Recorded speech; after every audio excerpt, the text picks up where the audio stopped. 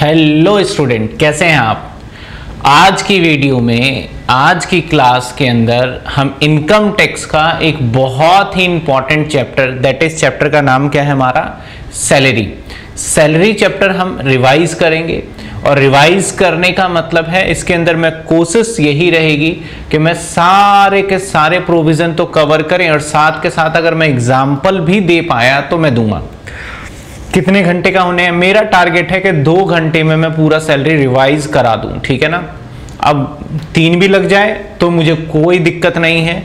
अब बहुत सारे स्टूडेंट का ऐसा रहता है कि सर शॉर्ट वीडियो, तो कुछ चीजें ऐसी हैं जिनको कितना भी शॉर्ट कर लो, मैं शॉर्ट तो कर दूं, मैं 10 मिनट में पूरा सैलरी रिवाइज कर दूंगा, एक वीडियो में बना के भी डाल दूंगा। बस मैं बोलूंगा प्रोविजन फटाफट के एचआरए ये होता है, ये सारी चीजें, तो उसमें आपको कोई बेनिफिट नहीं होगा। हाँ, वो बेनिफिट आपको मिलेगा कब, जब आप सिर्फ सुनना चाहते हो उस चीज को रिवाइज के थ्रू। तो आज हम सैलरी का टॉपिक मैंने लिया है और सैलरी पूरा रिवाइज करेंगे और इसी तरीके से आने वाले टाइम में भी आपको चैप्टर्स रिवीजन वाले मिलते जाएंगे। तो देखिए, सबसे पहले अगर हम बात करते हैं सर सैलरी की, तो ये हमारा मान के चलो, हमारे एग्जाम की अगर हम बात करें तो एग्जाम के अंदर ये कितने मार्क्स का आएगा। एग्जाम में ये क्वेश्चन नंबर आपके पेपर में 2 होगा, ठीक है ना, इनकम टैक्स का क्वेश्चन पेपर 2, और ये 18 मार्क्स का एग्जाम में आएगा ही आएगा क्वेश्चन। ये मान के चलो ये 18 मार्क्स का आएगा। डीयू की मैं बात कर रहा हूँ। अदर यूनिवर्सिटी का अगर कोई स्टूडेंट है तो उसके एग्जाम में ये 15 मार्क्स का आता है। कितने मार्क्स का आएगा आपका, 15 मार्क्स का आएगा, ठीक है ना। तो आइए देखते हैं आगे। सबसे पहले सर सैलरी का फॉर्मेशन देखो। सैलरी के अंदर ना हमारे क्या क्या चीजें होती हैं। सैलरी में जैसे एक हमारा होता है बेसिक, एक हमारा होता है बेसिक। अब बेसिक के बाद एक होता है हमारा अलाउंसेस और एक होता है परक्विजिट्स और एक ये है हमारा रिटायरमेंट बेनिफिट। रिटायरमेंट बेनिफिट, तो ये चीजें हमारे सैलरी के अंदर होंगी, ठीक है ना। अब हम बात करते हैं सर सैलरी में अगर इतनी सारी चीजें हैं तो क्या इतना आसान है, नहीं। फिर उसके बाद इसके अंदर क्या होने वाला है सर, डिडक्शन होने वाले हैं। 3 आपके डिडक्शन होंगे। स्टैंडर्ड डिडक्शन जो ओल्ड और न्यू के हिसाब से चलेगा। तो ये अगर सारा का सारा आप इतना पार्ट कर लेते हैं, ये पार्ट, तो समझ लीजिए आपको सैलरी आ गया। लेकिन इतना भी आसान नहीं है इस पार्ट को कंप्लीट करना। हम एक एक करके पार्ट कंप्लीट करेंगे। पहले नंबर पे हम बेसिक वगैरह पढ़ेंगे। तो अगर मैं सैलरी के कंपोनेंट्स को और अच्छे से समझाऊं जो आपको एग्जाम में करना है, एक फॉर्मेट आपको मैं बता रहा हूं, यही फॉर्मेट आपको फॉलो करके चलना है, ध्यान रखिएगा। तो जैसे आप देखेंगे यहां पे कि कंप्यूटेशन ऑफ सैलरी, तो इसका मतलब क्या है कंप्यूटेशन ऑफ सैलरी। कंप्यूटेशन का मतलब होता है कैलकुलेशन, जो कि हमें हर बार लिखना है। जिस व्यक्ति का निकालेंगे उसका हम नाम टॉप पे लिखने वाले हैं। इसके बाद 4 असेसमेंट ईयर आपका 25-26 के लिए मैं करवा रहा हूं, तो 25-26 के लिए रहेगा। अगर आपका असेसमेंट ईयर मान लिया जाए, असेसमेंट ईयर आपका 27 जो भी आता है आपके पेपर में, आप उसके हिसाब से लिखेंगे। यहां पे ना प्रीवियस ईयर भी लिख सकते हैं। प्रीवियस ईयर क्या होगा हमारा, 24-25 हो जाएगा प्रीवियस ईयर अगर आप निकालते हो। तो या तो आप असेसमेंट ईयर कोट करिए या प्रीवियस ईयर। जनरली स्टैंडर्ड क्या कहता है कि आपको असेसमेंट ईयर ही कोट करना चाहिए। अब देखते हैं सर आगे सैलरी में क्या क्या चीजें हैं जो कि हमें पढ़नी चाहिए और हमें पता भी होना चाहिए। तो अगर मैं सैलरी की बात कर रहा हूं यहां पे, तो सैलरी में सबसे पहले नंबर 1 आपको बेसिक समझना होगा। सर बेसिक भी इतना आसान नहीं है, बेसिक के अंदर भी कंपोनेंट्स हैं जो कि हमें सीखना होगा। नंबर 2 पे हम ये सारे के सारे हम अलाउंसेस सीखेंगे। ये देख रहे हैं आप, यहां से यहां तक आपके क्या है, ये अलाउंसेस हैं, अलाउंसेस। इसके बाद हम नंबर 2 पे इसको रखेंगे, ठीक है। अब नंबर 3 पे हम करने वाले हैं सर, नंबर 3 पे रिटायरमेंट बेनिफिट। अब रिटायरमेंट बेनिफिट क्या होता है, अलाउंसेस क्या होता है, अभी मैं करवाऊंगा। अभी अलाउंसेस का मतलब होता है कि एम्प्लॉयर अपने एम्प्लॉय को, यानी मालिक अपने एम्प्लॉय को क्या करता है, कुछ पैसे कैश सैलरी में जोड़ के देता है, उसको हम अलाउंसेस कहते हैं। जैसे क्या क्या हो सकता है उसके अंदर हमारा हो सकता है आपका चिल्ड्रन एजुकेशन अलाउंसेस हो सकता है, लंच अलाउंसेस हो सकता है, तो और इसके साथ साथ city compensatory, many more allowances है जो कि हम देखने वाले हैं इसमें, ठीक है ना। तो सबसे पहले क्या सीखेंगे, बेसिक, फिर क्या सीखेंगे अलाउंसेस, और फिर क्या सीखने वाले हैं, रिटायरमेंट बेनिफिट। रिटायरमेंट बेनिफिट में क्या होता है, जैसे ग्रेजुएटी, जब आप रिटायर होते हैं तो आपको अच्छा खासा लमसम पैसा मिलता है, तो वो ही पैसा आपका रिटायरमेंट बेनिफिट माना जाएगा, जैसे कि ग्रेजुएटी, जैसे कि पेंशन, जैसे लीव एनकैशमेंट। तो ये सभी पार्ट आएंगे रिटायरमेंट। इसके बाद बात करते हैं सर नंबर 4 पे हम परक्विजिट्स कवर करने वाले हैं। तो परक्विजिट्स के अंदर क्या होंगे, जो आपको बेनिफिट्स दिए जाते हैं, रहने के लिए घर दिया जाता है, कार दिया जाता है, तो इसका क्या क्या ट्रीटमेंट रहने वाला है। जब ये सारा का सारा हम पार्ट कर लेते हैं, ये सारा का सारा जब हम पार्ट कैलकुलेट कर लेंगे, तो इस पार्ट को जब करेंगे तो इसका नाम आएगा हमारा ग्रॉस टोटल सैलरी। ध्यान रखिएगा, ग्रॉस टोटल सैलरी। इसका मतलब इसमें से हमें कुछ डिडक्शंस को माइनस करने हैं। अब डिडक्शंस कौन से हो सकते हैं, ये देखिए। डिडक्शन सैलरी, अब डिडक्शन दो टाइप के होते हैं। कौन से, एक डिडक्शन 80C से लेके 80U तक का है, मैं उसकी बात नहीं कर रहा। यहाँ पे सैलरी के अंदर स्टैंडर्ड डिडक्शन है कुछ, उसकी बात किया जा रहा है। तो एक है हमारा स्टैंडर्ड डिडक्शन जो सेक्शन 1A के अंदर है। अगर आपको सेक्शन याद है तो लिखिए, अदरवाइज सिर्फ और सिर्फ स्टैंडर्ड डिडक्शन लिख दीजिए। अगर आप ओल्ड रिजिम से अपना टैक्स को निकालेंगे तो आपको 50,000 रुपए का डिडक्शन मिलता है, और न्यू रिजिम से निकालेंगे तो 75,000 रुपए का डिडक्शन मिल जाएगा। सेम एंटरटेनमेंट अलाउंस के लिए आपका ये सारे प्रोविजन हम कवर करेंगे। एंटरटेनमेंट अलाउंस होगा तो सिर्फ और सिर्फ ओल्ड में मिलेगा, और प्रोफेशनल टैक्स का भी सिर्फ किस में मिलने वाला है भाई साहब, ओल्ड में मिलने वाला है, न्यू के अंदर नहीं मिलेगा। तो ये सारा हम धीरे धीरे करके पढ़ते जाएंगे और आगे बढ़ते जाएंगे। तो सबसे पहले आइए हम स्टार्ट करते हैं। हम सैलरी को किस तरीके से पढ़ेंगे एक बार फिर आपको मैं क्लियर कर दूं। तो इनकम फ्रॉम सैलरी की हम बात कर रहे हैं। Income from salary, income from, इसके नोट्स वगैरह जो भी हैं वो सब मैं प्रोवाइड कर दूंगा। कैसे करोगे सर, एप्लीकेशन के अंदर मैं फ्री स्टडी मटेरियल के अंदर डाल दूंगा, ठीक है, ध्यान रखिएगा। तो इनकम फ्रॉम सैलरी के अंदर हम क्या क्या पढ़ेंगे, मैंने 4 बातें बताई और वही 4 बातें हम पढ़ेंगे।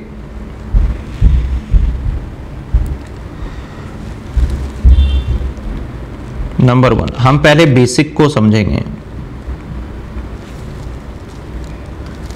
Number 1, basic.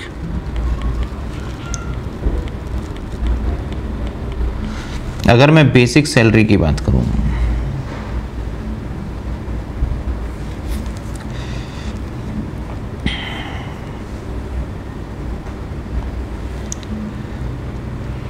अगर आपको बेसिक अच्छे से सीखना है तो इसके अंदर आपको पता होना चाहिए 2 बातें। 2 बातें कौन कौन सी हैं। नंबर 1, पहली बात है इसके अंदर ग्रेड सैलरी। Grade salary. दूसरा आपको पता होना चाहिए ड्यू बेसिस सैलरी, यानी बेसिस ऑफ सैलरी।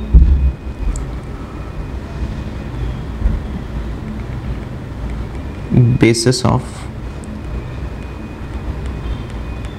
सैलरी। 2 चीजें अगर बेसिक के देखें तो इसके अंदर 2 बातें हैं।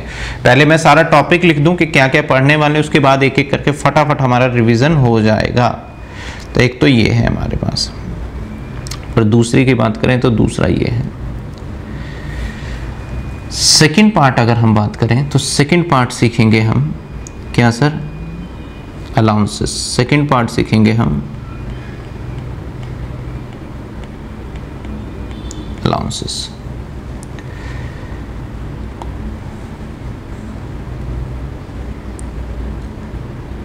मैं अलाउंसेस को लेके चलूं तो अलाउंसेस काफी टाइप के होते हैं।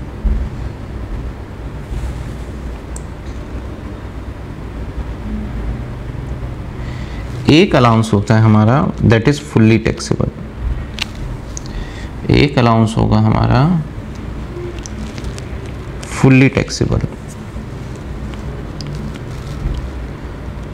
Fully taxable allowance.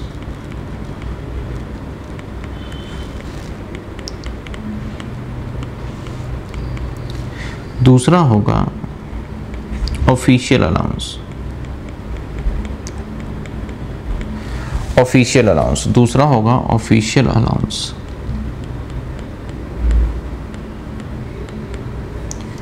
थर्ड पढ़ना है हमें limit base allowance. Limit base allowance,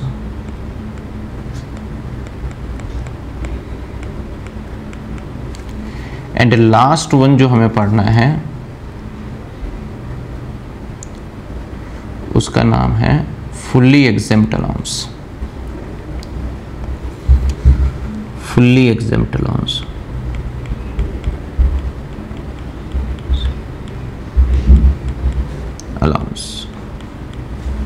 fully exempt allowance.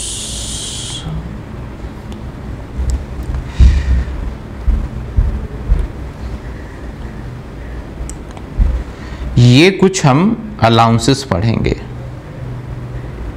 जिसमें से सबसे इंपॉर्टेंट कौन सा अलाउंस रहने वाला है सर, अभी बता देते हैं।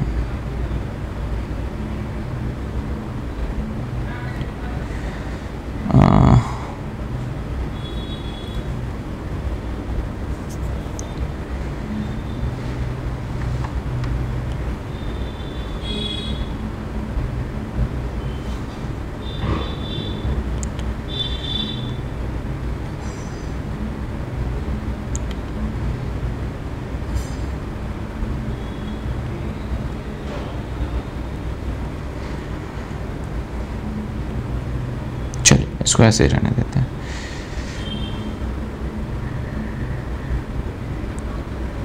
ठीक है, ये हमारे कुछ अलाउंसेस हैं जो कि हम पढ़ेंगे अभी। ठीक है सर, थोड़ा सा इसको हम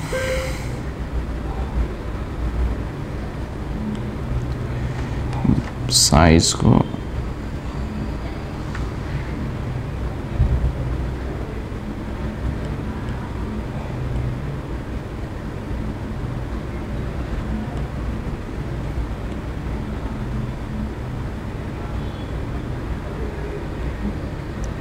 अब बेटर है।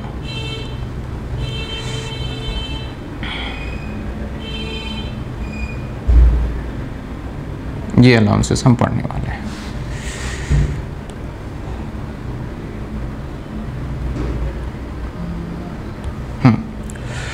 ये हमें सारा अलाउंस पढ़ना। अभी मैं बताऊंगा कि अलाउंस क्या होता है। इसके बाद जो मैं अभी रिवीजन में करवाऊंगा, उसके बाद अगला टॉपिक मैं आपको पढ़ाने वाला हूं, दैट इज नेक्स्ट टॉपिक जो मैं पढ़ाऊंगा आपको वो होगा retirement benefit.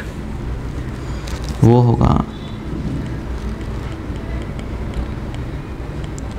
Retirement benefit.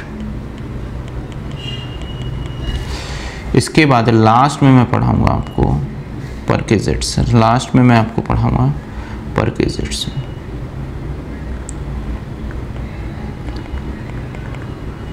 Sir perquisites क्या होता है? सुख सुविधाएं, जिसे हम बोलते हैं सुख सुविधाएं, उसको बोला जाता है परक्विजिट्स।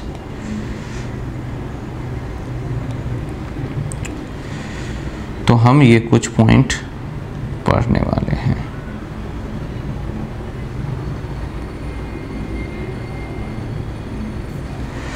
इतना पढ़ने के बाद हमारा सैलरी पूरा का पूरा हमारा खत्म हो जाएगा। ठीक है ना, हम इतने सैलरी के पार्ट को हम पढ़ेंगे। तो अब एक एक करके हम स्टार्ट करते हैं और फिर एंड तक जाएंगे। सबसे पहले हम ग्रेड सैलरी की बात कर ले। पहला पॉइंट हमारा है दैट इज ग्रेड सैलरी। पहला पॉइंट है हमारा ग्रेड सैलरी।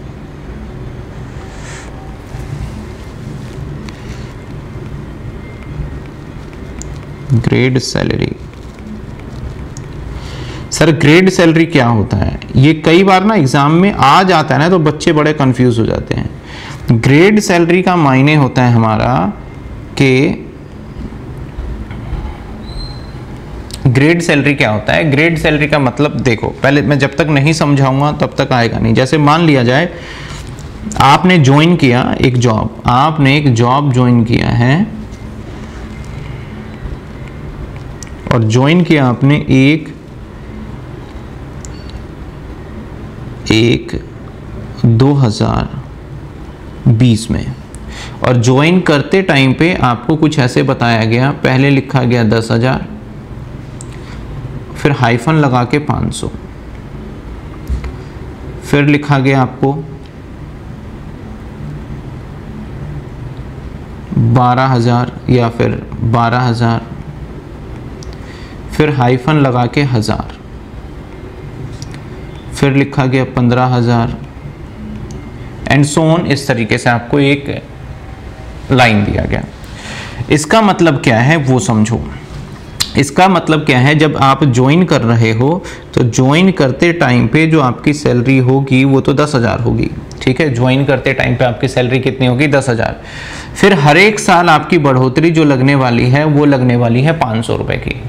500 रुपए के बाद आपकी 12,000 रुपए तक आपके 500 रुपए ही हर साल बढ़ेंगे, और उसके बाद जैसे ही आप 12,000 तक पहुंचोगे उसके बाद हर साल आपका कितना बढ़ने लग जाएगा? 1,000 रुपए बढ़ने लग जाएगा। तो मैं आपसे जानना चाहता हूं, मुझे सैलरी बताइए अब कितनी होगी। सैलरी बताइए 1/4/2024 से लेके 31/3/2025 तक आप बेसिक पे बताइए क्या होगा। तो कैसे निकालेंगे बेसिक पे? बहुत ही सिंपल है, करने का तरीका भी सिंपल। तो आइए देखते हैं।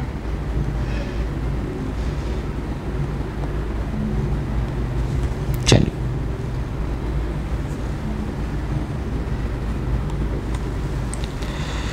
कैसे निकालेंगे? अगर मैं बात करूं मेरी ज्वाइन की, तो मैंने ज्वाइन किया है 1/4/2024 को, सॉरी 1/4/2020 में मैंने ज्वाइन कब किया? 1/4/2020 में। अब मेरा जो साल 1/1 है, सॉरी 1/1 है, 1/1/2020 में, और जो मेरा साल एंड होगा यहाँ से लेके मैं एक साल की नौकरी कब कंप्लीट हो जाएगी? 31/3 याद आ रहा है, 31/12/2020 में आपका कंप्लीट हो जाएगा, ठीक है ना। इस डेट तक आपकी सैलरी जो रहने वाली है वो रहने वाली है 10,000। जैसे ही आप 1 जनवरी 2021 में आएंगे से लेके 31/12/2021 तक, तो आपकी सैलरी में 500 रुपए का इंक्रीमेंट लगेगा। आपकी सैलरी में कितने का इंक्रीमेंट लगने वाला है? ये 500 रुपए का इंक्रीमेंट लगेगा। तो मेरी सैलरी हो जाएगी 10,500।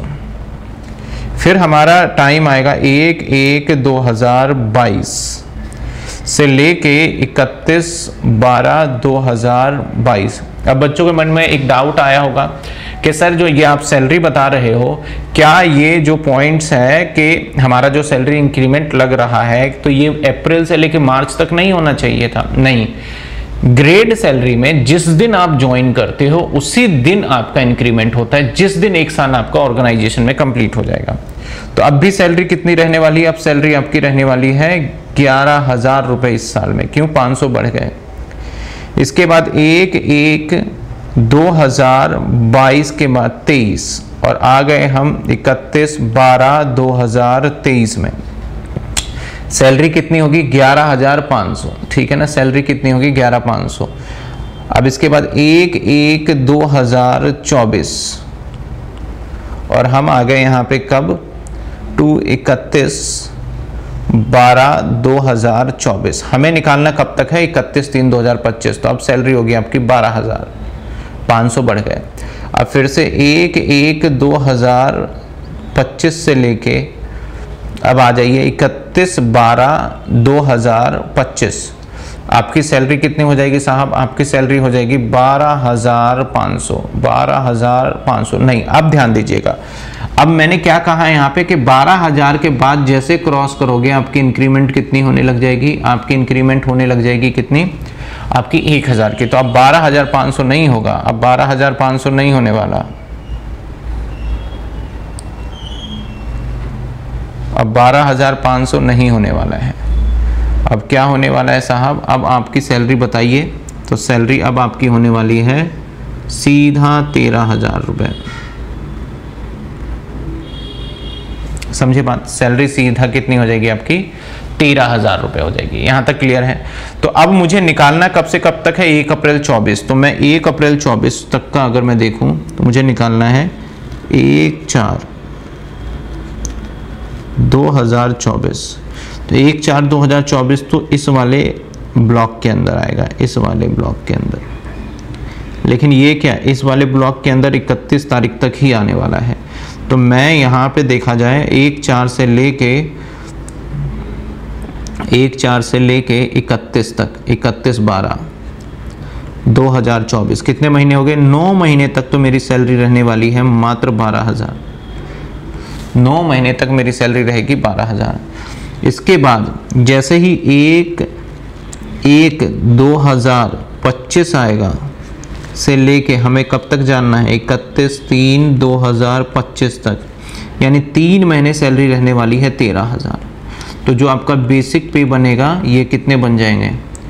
1,08,000 और प्लस 39,000।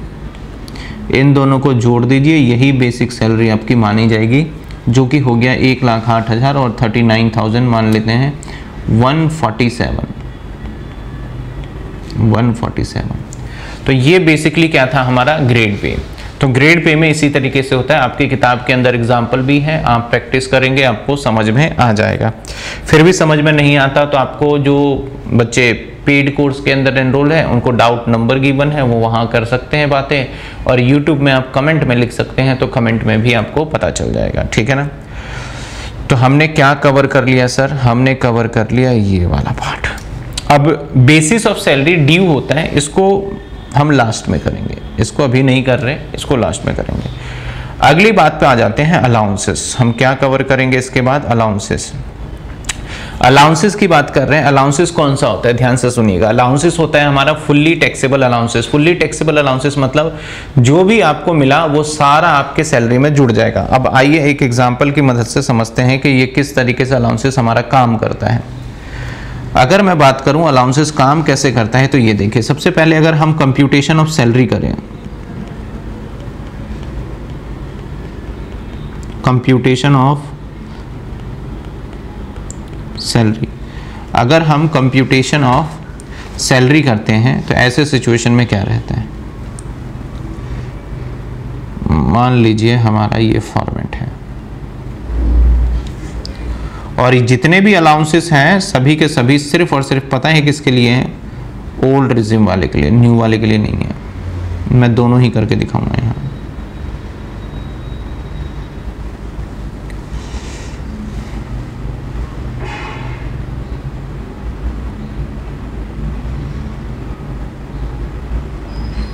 आइए,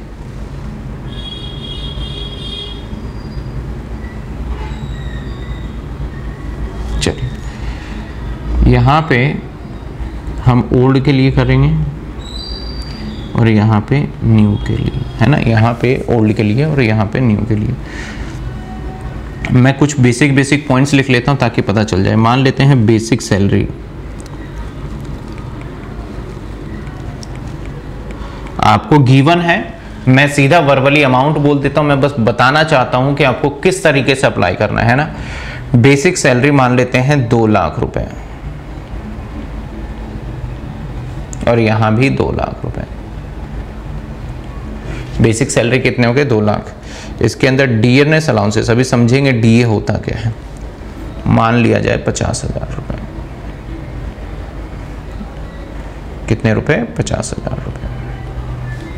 अब मान लेते हैं मैंने एक अलाउंस आपको दिया, that is a tiffin allowance, या फिर मान लेते हैं आपको मैंने दिया न्यूज़पेपर अलाउंस।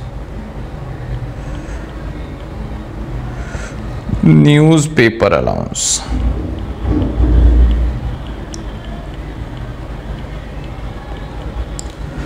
अब न्यूज़पेपर अलाउंस जो होता है वो फुल्ली टैक्सेबल होता है। सपोज करो न्यूज़पेपर अलाउंस मैंने दिया 2,000 रुपए पर मंथ का, तो आप कितना लिखोगे? सिंपल यहां डायरेक्टली 24,000 रुपए लिख दोगे। कितने लिख दोगे? डायरेक्टली 24,000 रुपए। ऐसे ही मैंने दिया एक, मान लेते हैं सिटी कंपनसेटरी अलाउंसेस। एक होता है city compensatory allowances. Sir newspaper allowance कैसे मिलेगा? देखो, जब आप जॉब करते हो ना, तो जॉब करोगे तो आपको सैलरी, तो एक एम्प्लॉयर एक एम्प्लॉय का पूरा ख्याल रखता है। एम्प्लॉयर की रिस्पॉन्सिबिलिटी है कि एम्प्लॉय की सारी बातों का ख्याल रखें। अगर एम्प्लॉय नहीं रहा ऑर्गेनाइजेशन में तो आप यकीन मानिएगा वो ऑर्गेनाइजेशन चल ही नहीं सकता। यानी जितने भी ऑर्गेनाइजेशन है वो किस बिहाफ पे चलते हैं, हमेशा याद रखिएगा, वो चलते हैं हमेशा एम्प्लॉय के बिहाफ पे। तो हमें एम्प्लॉय, अगर अच्छे एम्प्लॉय चाहिए अपने ऑर्गेनाइजेशन में, तो हमें उनकी सारी बातें माननी पड़ती है। एक एम्प्लॉय ने बोला भैया मुझे न्यूज़पेपर के लिए पैसा चाहिए, मैंने बोला भाई ठीक है भाई न्यूज़पेपर पढ़ना है तुम्हें, ठीक है तुम लो न्यूज़पेपर के पैसे लो, तो हम अभी पैसे नहीं देंगे, सैलरी आपकी कितनी है उसके अंदर मैं न्यूज़पेपर वाले डाल दूंगा, अभी आप इंतजाम कर लो। तो अगर न्यूज़पेपर का मैंने एग्जांपल ले लिया, चलो इसको ज़्यादा लग रहा है आपको अगर, तो मैं इसको 200 रुपये कर देता हूँ। मैं इसको कितने कर देता हूँ, अगर आपको ज़्यादा लग रहा है तो मैं इसको 200 रुपये कर देता हूँ, ठीक है 2400 रुपये। तो 200 रुपये महीने का मैंने उसको दिया और वो अब न्यूज़पेपर खरीद के पढ़ रहा है, पूरा टैक्सेबल होगा, ये फुल्ली टैक्सेबल के अंदर आता है।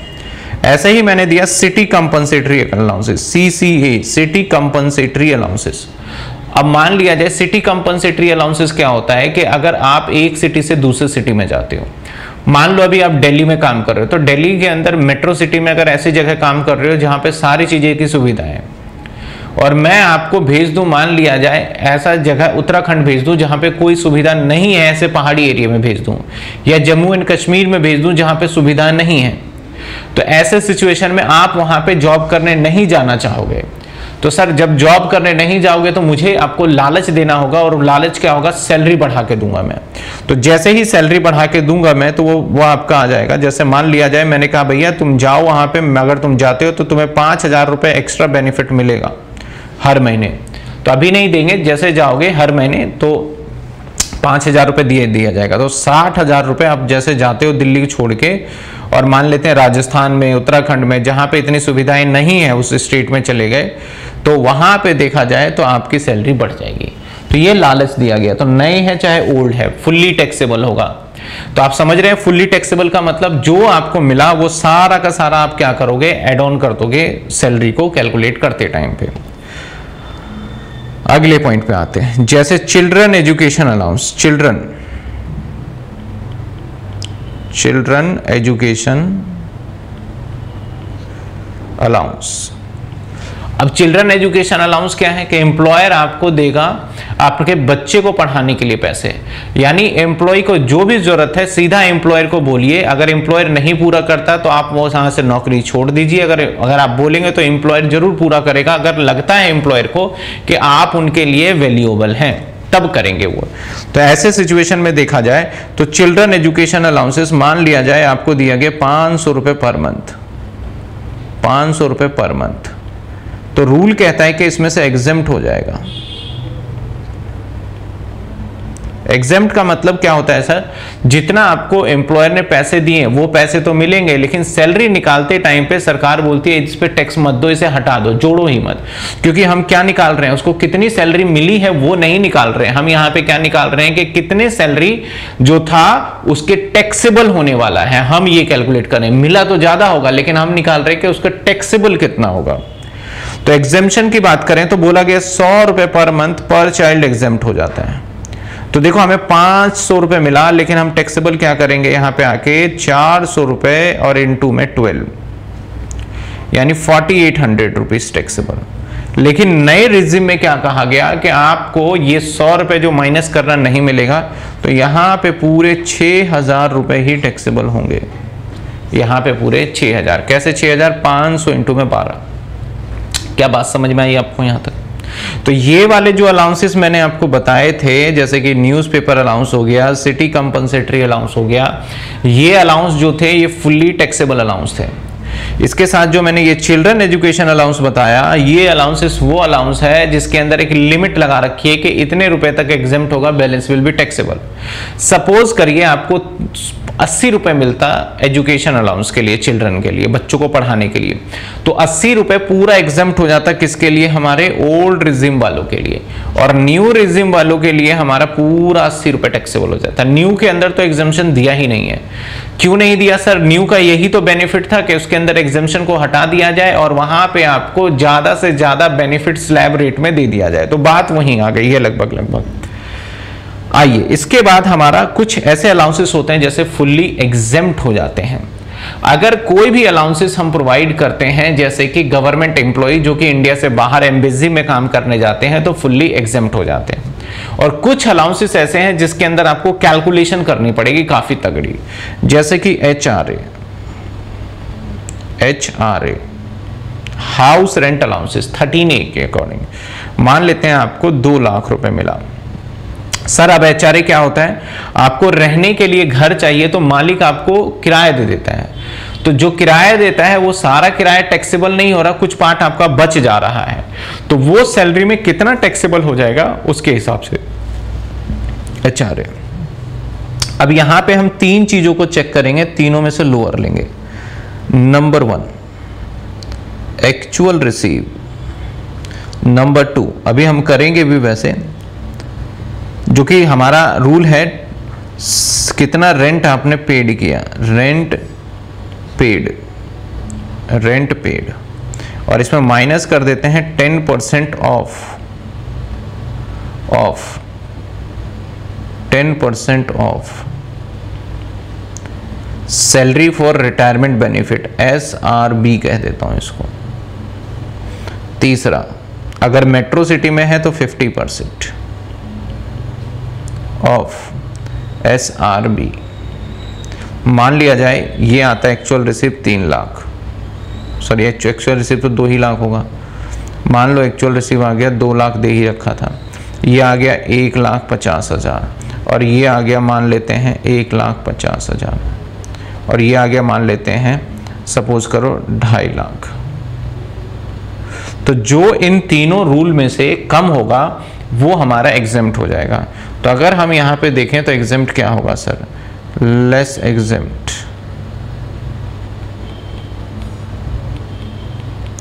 एग्जेम्प्ट कितने, तीनों में से कम क्या है हमारा, ये 1.5 लाख, तो 1.5 लाख माइनस कर देंगे,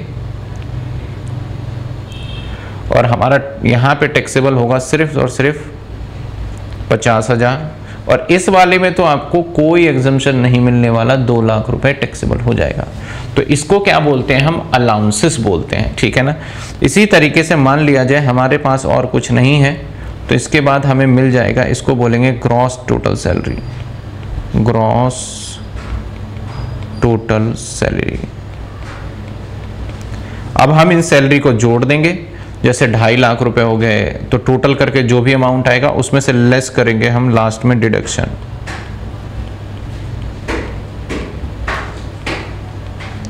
डिडक्शन में स्टैंडर्ड डिडक्शन होगा, यहां पे अगर न्यू रिजिम है, ओल्ड रिजिम है तो 50,000 माइनस कर दीजिएगा, और न्यू रिजिम है तो 75,000 माइनस कर दीजिएगा।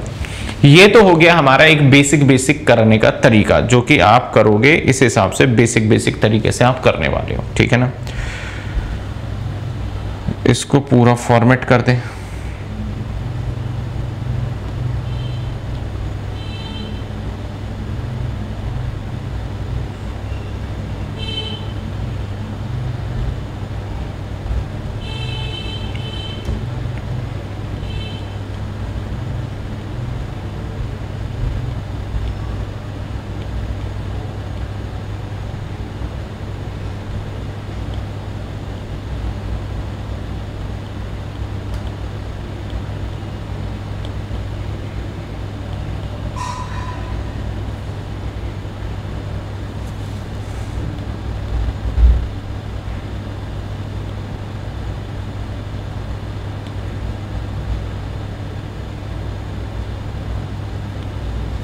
इसके बाद जो भी निकलेगा हम क्या करेंगे, ये माइनस हो जाएगा, लेस है ना। तो एक बार फटाफट से मैं आपको कैलकुलेटर ले लूँ एक बार,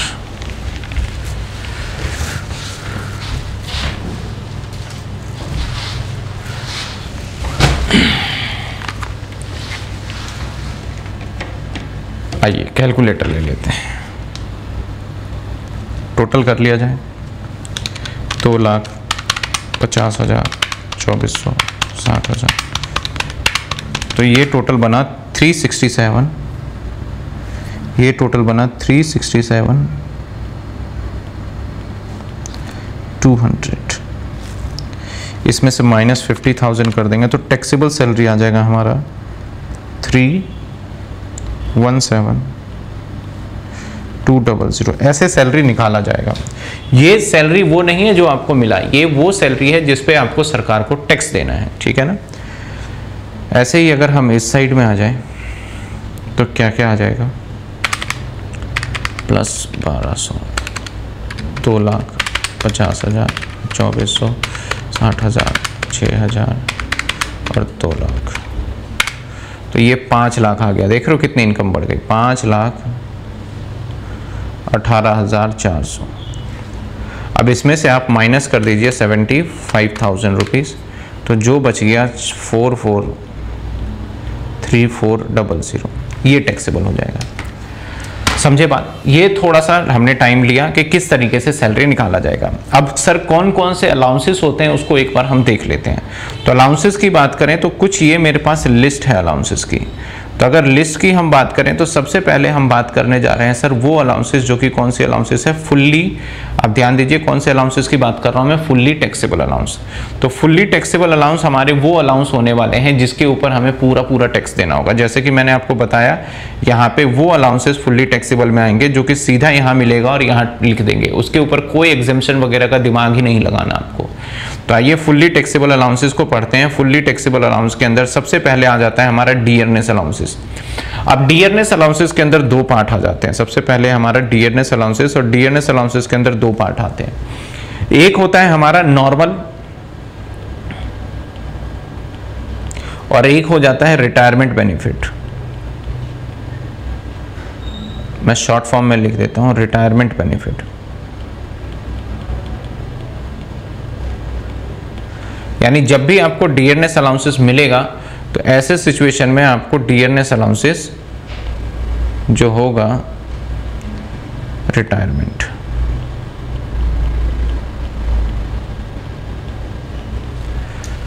एक तो वैसे फुल्ली टैक्सेबल अलाउंसेस है, लेकिन जैसे जैसे हम आगे चलेंगे तो डियरनेस अलाउंस के 2 टुकड़े कर दिए जाएंगे। एक किया जाएगा हमारा सिंपल और एक रिटायरमेंट बेनिफिट। ज्यादातर जगह पे सैलरी निकालने के लिए हमें रिटायरमेंट बेनिफिट का इस्तेमाल करना पड़ेगा। तो पहला था हमारा डियरनेस अलाउंसेस। दूसरा हमारा एंटरटेनमेंट अलाउंस। अगर एंटरटेनमेंट अलाउंस भी मिलता है तो ये फुल्ली टैक्सेबल हो जाता है, लेकिन गवर्नमेंट एम्प्लॉय के लिए टैक्सेबल नहीं होता। City compensatory allowances, medical allowances, lunch या tiffin allowances, overtime allowances, और इसके साथ साथ देखा जाए ओवर टाइम अलाउंसेस के बाद देखा जाए तो सर्वेंट अलाउंसेस, वार्डन अलाउंसेस या non practice allowances, newspaper allowances, project allowances. तो ये जितने भी अलाउंसेस बताए हैं ये फुल्ली टैक्सेबल। कैसे होगा सर? जब आप सवाल प्रैक्टिस करेंगे तो खुद ब खुद याद हो जाएगा, नहीं तो आपको ये रिमाइंड तो रखना ही रखना पड़ेगा। ये वो अलाउंसेस है जिसको सीधा सीधा डायरेक्टली क्या करने वाले हम सैलरी के अंदर ऐड कर देंगे। दूसरे अलाउंसेस की बात करें तो जिसके अंदर ऑफिशियल अलाउंसेस है। सर ऑफिशियल अलाउंसेस क्या होता है, हम ये समझ लेते हैं। सर ऑफिशियल अलाउंसेस का मतलब होता है वो अलाउंसेस का पार्ट जिसके अंदर जो आपको मिला है, अगर उसने ऑफिस में खर्च कर दिया तो ठीक है, अगर बचा लिए तो सैलरी में टैक्सेबल हो जाएगा। जैसे मान लिया जाए आपको यूनिफॉर्म के लिए 5,000 रुपए मिले, यूनिफॉर्म के लिए आपको 5,000 रुपए मिले, उसमें से आपके खर्च जो हुए वो मात्र 4,000 हुए, तो 1,000 जो आपके बच गए हैं ये 1,000 आपके सैलरी में जोड़ा जाएगा, क्योंकि आपका बेनिफिट जो पहुंचा है वो 1,000 का पहुंचा है। तो ऐसे अलाउंसेस को हम क्या करते हैं, इस तरीके से ट्रीट करते हैं। तो यहां पे बोला गया कि जितना अमाउंट रिसीव होगा, जितना एग्जेम्प्ट होगा, इन दोनों का जो लोअर होगा वो एग्जेम्प्ट हो जाएगा। मतलब जो मैंने यहाँ पे बताया है इसी तरीके से कैलकुलेशन होने वाला है। कौन कौन से अलाउंसेस हो सकते हैं? जैसे यूनिफॉर्म, यानी आपको ड्रेस सिलवाने के लिए, वर्दी सिलवाने के लिए दिया गया। ट्रैवलिंग, आपको एम्प्लॉयर भेजता है कि जाओ भाई यहाँ से डॉक्यूमेंट लिया हो, यहाँ से ये चीजें लिया हो, उसके लिए होगा, ठीक है ना, ट्रैवलिंग की बात करें। इसके बाद हम बात करते हैं कौन सा, डेली अलाउंसेस। डेली अलाउंसेस कौन से होंगे? डेली अलाउंसेस मतलब आपको डेली बेसिस पे आपके पॉकेट खर्चा, जितने भी आप देखोगे राइडर्स जो होते हैं, जो कुरियर का काम करते हैं, डेली पेट्रोल का खर्चा दिया जाता है। इसके बाद देखा जाए तो कौन सा अलाउंस होता है हमारा, हेल्पर अलाउंस। हेल्पर अलाउंस आपको हेल्प करने के लिए कोई दे दिया गया तो दैट इज हेल्पर अलाउंस। इसके बाद आपको क्या दिया गया, हेल्पर अलाउंस के बाद देखा जाए तो, हेल्पर अलाउंस के बाद देखा जाए तो कौन सा अलाउंस आ गया हमारा, ये आ गया एक हमारा एकेडमिक अलाउंस या कन्वेंस अलाउंस। तो ये सारे के सारे जितने भी अलाउंसेस आपके, ये अलाउंसेस वो अलाउंसेस है जो कि आपको ऑफिस में खर्चे के लिए दिए जा रहे हैं। लेकिन अगर उसमें से भी आपके पैसे बचा लेते हो तो ये पूरा का पूरा जितने भी देख रहे हो, ये पूरा का पूरा क्या हो जाएगा हमारा, टैक्सेबल हो जाएगा, पूरा टैक्सेबल हो जाएगा जितना बचाओगे। अब भाई लिमिट बेस अलाउंसेस है, कुछ अलाउंसेस इंपॉर्टेंट है, लिमिट बेस अलाउंसेस जिसके ऊपर मैं मार्क करूंगा उसको ही रिमाइंड करिएगा, उसी में से क्वेश्चन पूछा जाता है। भाई लिमिट बेस अलाउंसेस के अंदर क्या बोला गया, लिमिट बेस अलाउंसेस के अंदर बोला गया सबसे पहला अलाउंसेस है हमारा children education allowances. Sir children education allowances का मतलब है किसके अंदर आपको बच्चों को पढ़ाने के लिए, आपके जो बच्चे हैं उसको पढ़ाने के लिए जो पैसा दिया गया उसको चिल्ड्रन एजुकेशन अलाउंस कहेंगे।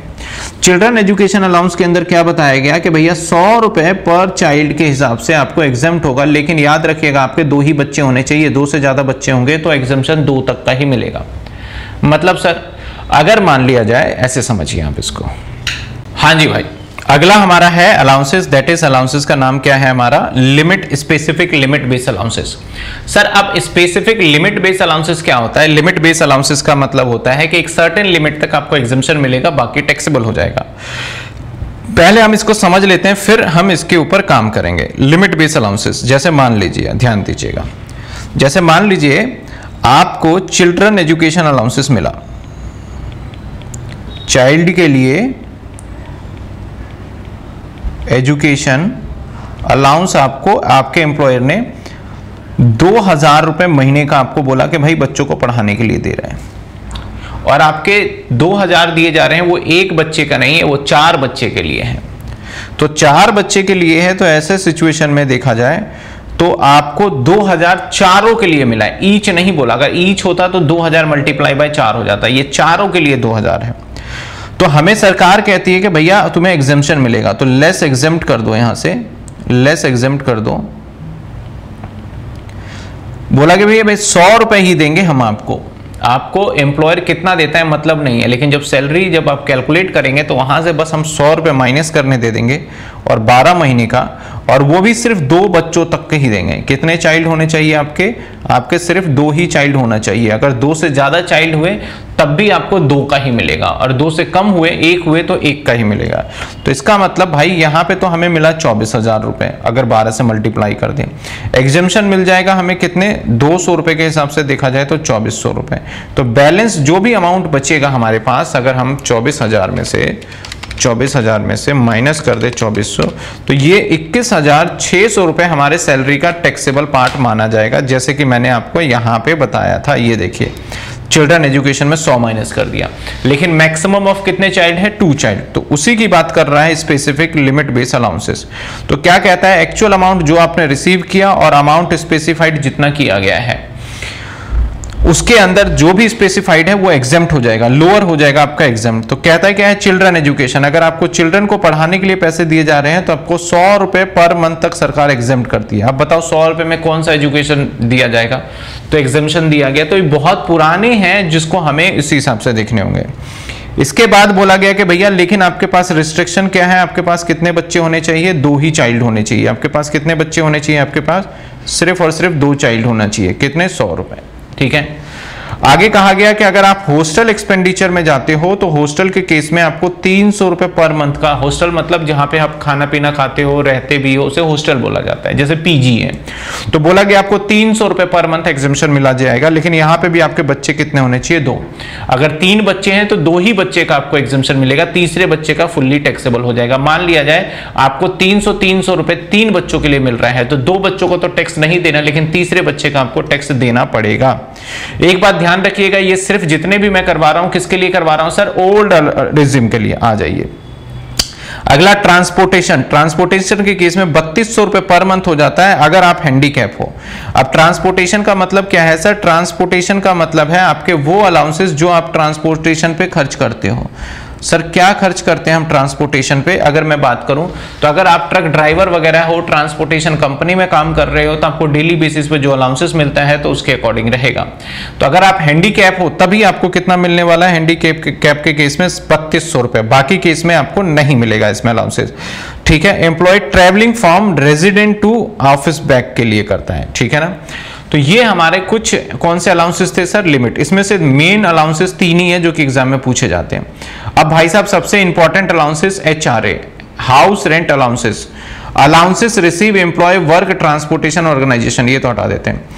अब बी पार्ट करते हैं हम। यहां पे इसको अभी थोड़ी देर बाद देख लेंगे, अभी चलो मैं पढ़ ही देता हूं इसमें क्या कहते हैं। कहता है कि अलाउंसेस जो गिवन है एम्प्लॉय वर्क से ऑफिस ट्रांसपोर्टेशन वाले केस में एक्चुअल अमाउंट 70% और 1000 रुपए पर मंथ के हिसाब से मिलता है। अब देखो दो अलाउंसेस हो गया, एक आप हैंडीकैप हो और आपको घर से जाने और आने के लिए, अगर आप हैंडीकैप हो और आपको घर से जाना आना है तो ऐसे सिचुएशन में आपको 3200 रुपए पर मंथ अगर एग्जेम्प्ट हो जाएगा। आपको मान लो 5000 मालिक देता है कि भाई तू हैंडीकैप है, घर जा और 5000 एक्स्ट्रा ले लियो तू मेरे से आने जाने का किराया का। तो ऐसे सिचुएशन में क्या बोला गया कि आपको 3200 रुपए तक, ऐसे सिचुएशन में बोला गया कि आपको 3200 रुपए तक एग्जेम्प्ट हो जाएगा। 3200 पर मंथ, एक महीने की है, ठीक है, ध्यान रखिएगा 3200 रुपए पर मंथ तक एग्जेम्प्ट हो जाएगा। ये कहां के लिए होना चाहिए? रेजिडेंस से लेके ऑफिस तक के लिए। इसके बाद बोला गया कि भैया अगर आप ट्रांसपोर्टेशन कंपनी में ही काम कर रहे हो और आप हैंडीकैप नहीं हो, नॉर्मल पर्सन हो, तो ऐसे सिचुएशन में क्या कहता है कि allowances receive by employ work in transport organisation, जैसे ट्रक ड्राइवर हो गए आपके जो काम करते हैं, मान लेते हैं कोरियर एजेंसी, बड़ी बड़ी जो काम करते हैं, जो एक राज्य से दूसरे राज्य में जाते हैं, तो जितना अमाउंट रिसीव हुआ है उसका 70% और 10,000 रुपए per month which ever is lower exempt हो जाएगा। इसको ऐसे समझिए आप, जैसे मान लिया जाए आप ट्रांसपोर्ट ऑर्गेनाइजेशन में काम कर रहे हो और मैं आपको 15,000 रुपए महीने का देता हूं, तो 15,000 रुपए अगर महीने का देता हूं तो 15,000 रुपए महीने का अगर देखा जाए तो आपको 12 महीने में आपको कैलकुलेशन कितनी मिलेगी सर? आपको 1,80,000 मिल गई। इसका आप निकालोगे 70%, तो दैट इज 70% 1,26,000 रुपए हो रहा है। और 10,000 रुपए पर मंथ जो कि रेट गिवन है वो लगाओ तो 1,20,000 हो रहा है। तो आपको जो है मिला कितना टोटल? 15,000 रुपए के हिसाब से 12 महीने का 1,80,000, जिसमें से सीधा 1,20,000 रुपए आप माइनस कर लो जो कि बनेगा हमारा लोअर वाला पार्ट, ये एग्जम्पशन हो जाएगा। ज्यादा नहीं पूछा जाता, मच मोर नॉट इंपॉर्टेंट। अब अगला पार्ट है एचआरए। एचआरए मुझे पूरा ही करके दिखाना पड़ेगा। ये एचआरए आपका मैं कहूं तो मोस्ट इंपॉर्टेंट है। एचआरए क्या है हमारा? Most important. इसके ऊपर क्वेश्चंस पूछा ही पूछा जाएगा, ध्यान रखिएगा आप। एचआरए के अंदर 3 लिमिट गिवन है। एक गिवन है 13A, सेक्शन याद है तो ठीक है, एक्चुअल रेंट माइनस में 10% सैलरी मेट्रो सिटी के अंदर एक्चुअल रेंट रिसीव। आइए इसको हम दूसरे तरीके से ग्राफ बना के समझ लें। जितने भी ग्राफ बनाने वाले हैं उनके मैं ग्राफ बना के ही समझाऊंगा। तो आ जाइए, एचआरए मतलब house rent allowance, house rent allowance, जिसको शॉर्ट फॉर्म में हम बोलेंगे आज के बाद एचआरए। सेक्शन लगता है 13A। सर हाउस, अगर इसकी हम बात करें,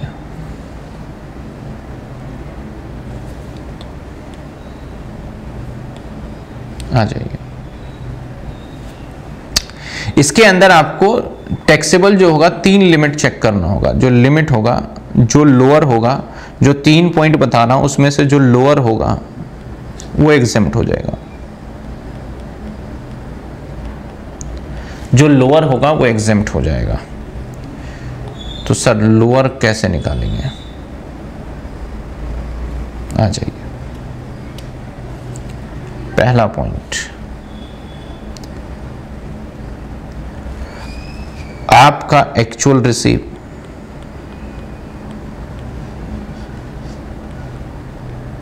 देखिए कितना आया। पॉइंट नंबर 2, एक रूल लगाना पड़ेगा, that is 10% salary, sorry 10% rent paid, इसमें से माइनस कर देंगे हम 10% निकालेंगे किसका? सैलरी का, और जो भी आएगा निकल के माइनस करने के बाद इसको हम कंपैरिजन करेंगे। थर्ड रूल, अगर आप मेट्रो सिटी में रहते हैं, मेट्रो समझते हो?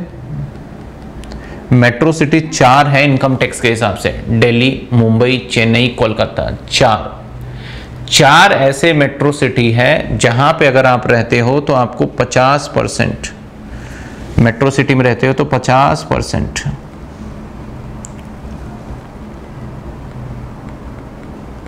Metro city. तो 50% आप ले लीजिए सैलरी का, और अगर कहीं और रहते हो अदर, तो वहां पे ले लीजिए आप 40% सैलरी का। इस तीनों पॉइंट में से जो आप देख रहे हैं, इन तीनों पॉइंट में से जो लोअर होगा वो आपका एग्जेम्प्ट हो जाएगा। लेट सपोज एग्जांपल, आपको एक्चुअल एचआरए मिला, सपोज करिए 5 लाख रुपए, रहने के लिए, किराए के लिए 5 लाख पूरे साल का, और रेंट पेड है आपका, जो पेड कर रहे हैं वो 3 लाख कर रहे हैं, और 10% सैलरी है, मान लिया जाए हमारा 2 लाख। तो यहां पे जब ये निकल के आएगा 1 लाख, अगर 50% हम निकाल लें तो 50% निकलता है हमारा, सपोज करिए 10 लाख, अगर मेट्रो सिटी में रह रहे हैं। तो अब तीनों में से कम देखिए, जब आप सैलरी वाला पार्ट निकालेंगे, जब आप सैलरी वाला पार्ट ऐसे करके कैलकुलेट करते हैं ना, आप पहले लिखेंगे एचआरए, और एचआरए आपका मान लिया जाए 5 लाख है, तो आपके पूरे 5 लाख टैक्स नहीं हो जाएंगे, इसमें से एग्जेम्प्ट भी होंगे भाई। तो एग्जेम्प्ट जो होगा, इन तीनों में से जो कम होगा, तीनों पॉइंट में से जो कम होगा उसको माइनस कर दो। तो तीनों में से कम 1 लाख है, तो 1 लाख माइनस कर देंगे, तो आपके सैलरी में कितने ऐड ऑन हो गए? 4 लाख रुपए ऐड ऑन हो गए। लेकिन ये सिर्फ फैसिलिटी ओल्ड वालों को गिवन है, न्यू वालों को नहीं गिवन है। तो हाउस रेंट अलाउंसेस ये है हमारा। अब हाउस रेंट अलाउंसेस के अंदर कुछ कंडीशंस है। कंडीशन क्या है? अगर आप रेंट जो है, मकान का जो रेंट है वो 10% से कम दे रहे हो, अगर मकान का रेंट है वो 10% से कम दे रहे हो तो फुल्ली टैक्सेबल।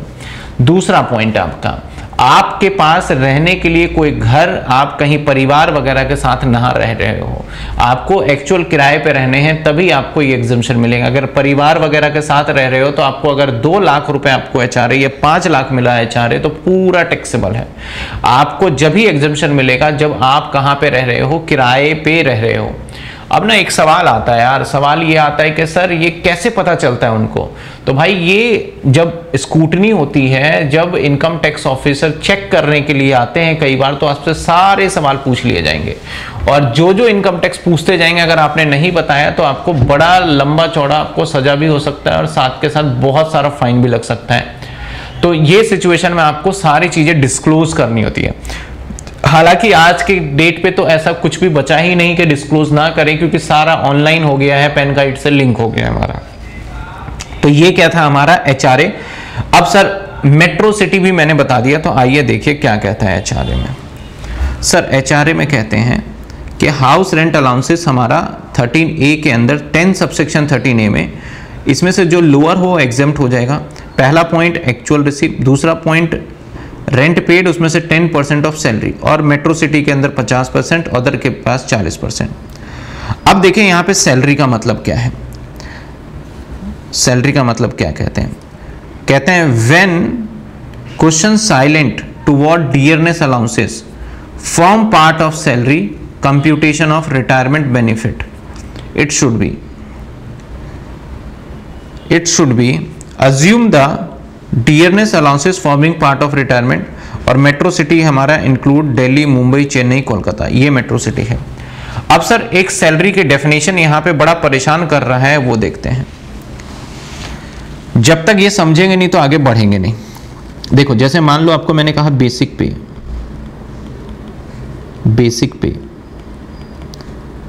20 लाख रुपए, और जो डीए है वो 20% ऑफ बेसिक। तो आप मुझे बताइए कि बेसिक कितना होगा, डीए कितना होगा? तो भाई साहब दैट इज डीए जो होगा, ये 20% निकालोगे तो 4 लाख, और मैंने इसी में कह दिया कि इसका भी 50% हिस्सा ऑफ डीए, जो डीए का था वो रिटायरमेंट बेनिफिट के लिए होगा। इसका मतलब रिटायरमेंट बेनिफिट के लिए हमारा 4 लाख रुपए का, उसका 50% 2 लाख रुपए आपके रिटायरमेंट बेनिफिट के लिए दिए जाएंगे। तो अगर मैं इसी को कंप्यूटेशन तैयार करूं तो मैं यहां पे बेसिक पे ले लूंगा, इसी को अगर मैं तैयार करूं तो ये तो हो गया एचआरए। इस पे तो नहीं हो पाएगा क्योंकि यहाँ पे हमने कुछ और डिजिट लिया है।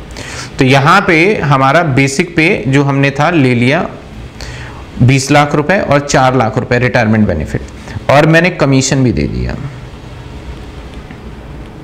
कमीशन 50,000 रुपये, और मैंने सेल्स भी दे दिया, सेल्स 20 लाख रुपए, और इस पे भी मुझे 2% कमीशन मिलेगा। अब आपको क्या निकालना है यहाँ पे? सैलरी। आपने यहाँ पे लिखा है ना कि सैलरी का 10%, तो सैलरी कैसे निकालोगे? सैलरी इज इक्वल टू आपका बेसिक लोगे, उसमें से प्लस करोगे डीए, और डीए भी कौन सा? रिटायरमेंट बेनिफिट वाला, और प्लस करोगे जो परसेंटेज वाला कमीशन है वो ऐड करोगे। तो मेरे सवाल के अंदर बेसिक है 20 लाख प्लस डीए। आप देखो तो डीए हमारा वैसे तो 4 लाख बन रहा है, लेकिन हम 4 लाख नहीं लेंगे, इसका भी कितने परसेंट लेना है? रिटायरमेंट बेनिफिट के 50, तो 2 लाख रुपए। दो कमीशन है, एक कमीशन ये और एक कमीशन ये, तो ये वाला कमीशन कंसीडर नहीं किया जाएगा, ये कमीशन लेंगे at the time of calculation. तो 2 लाख का 2% यानी 20 लाख का 2% यानी 40,000। तो आपका जो सैलरी यहाँ पे बना है निकल के, वो बना है 2,22,40,000। तो जो 22,40,000 आपका सैलरी बना है, ये पार्ट आपका टैक्सेबल मतलब कैलकुलेशन होगा। इसी का आप 10% भी निकालोगे, और इसी का आप 50% भी चेक करोगे, और इसी का आप 40% भी चेक करोगे। जो भी चेक करना है इसी का निकालना है। तो यहाँ पे जो मैं पढ़ रहा था, तो वही मैं पढ़ के फिर से बता देता हूँ क्या लिखी हैं बातें। कहते हैं when the question is silent, अगर क्वेश्चन साइलेंट हो, whether dearness allowances part of salary computing retirement benefit. अगर क्वेश्चन बोल ही नहीं रहा कि जो आपको सैलरी दिया जा रहा है वो किसके लिए, तो आप मान लोगे रिटायरमेंट बेनिफिट वाला ही है और इसको ले लेंगे हम। इट शुड बी, जैसे फॉर एग्जाम्पल मैंने कहा बेसिक 5 लाख है भाई, और डीए आपका मान लेते हैं 3 लाख है।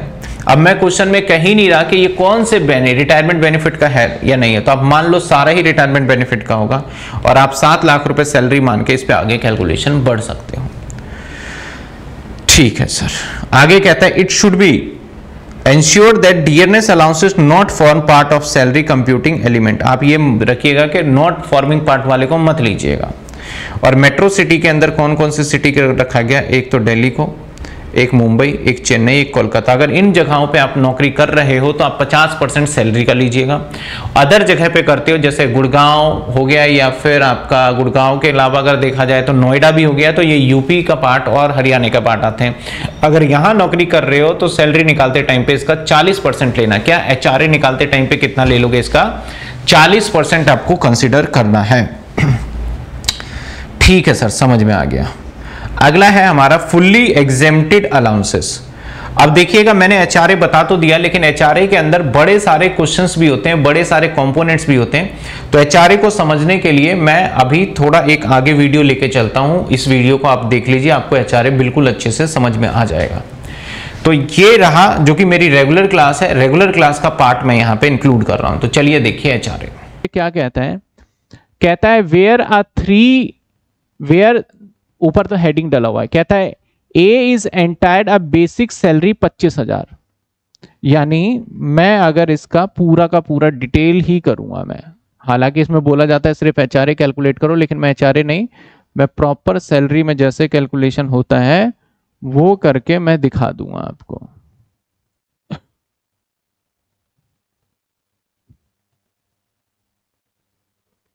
अमाउंट पर्टिकुलर, ठीक है, और ये सैलरी।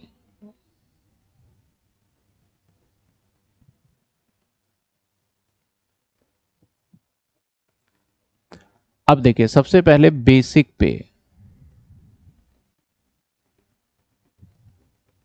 बेसिक पे क्या है? 25,000। अब देखते हैं कितने महीने का है, मल्टीप्लाई कर लेंगे। डियरनेस अलाउंसेस 5,000 रुपए, जिसमें से 40% किसका पार्ट है? रिटायरमेंट का। तो डीए कितने? 5,000। मंथ देख लेंगे कितने। आगे कहता है ही एंटायर्ड एचआरए 10,000 रुपए पर मंथ। तो एचआरए 10,000 रुपए पर मंथ। मंथ अभी मैं देख लेता हूं। एक्चुअल पे रेंट, और ये जो रेंट पेड एक्चुअल में कर रहा है वो कर रहा है 10,000 as rent for house Delhi. अब कहां पे रह रहा है ये? तो दिल्ली इसलिए बताया गया क्योंकि आपको पता है यहाँ पे 50% वाला कैटेगरी आ जाएगा।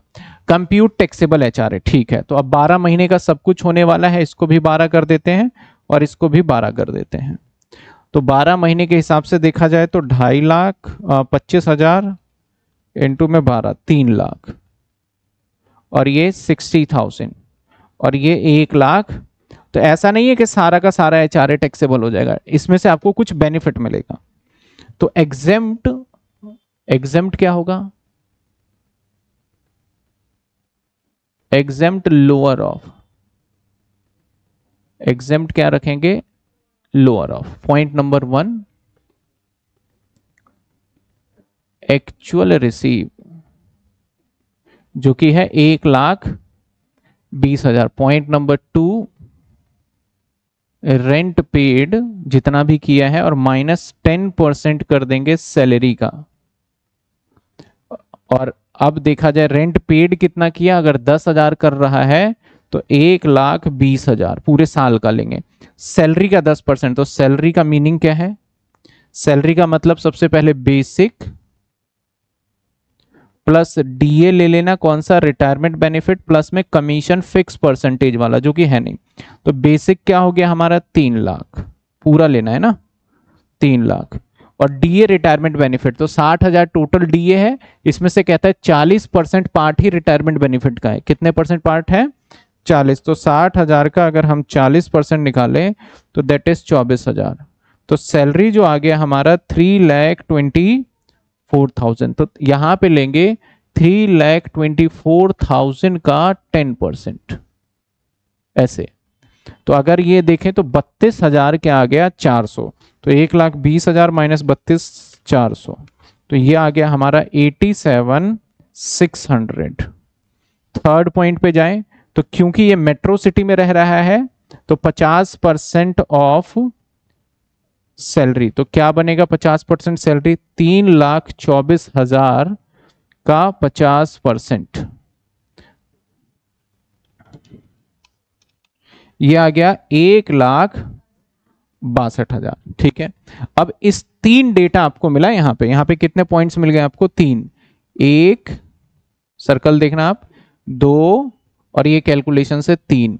पहले तो आप देखो जो मैंने कैलकुलेशन किया, किसी को डाउट है इस कैलकुलेशन में? इस कैलकुलेशन में किसी को डाउट है जो मैंने सामने किया है कैलकुलेशन?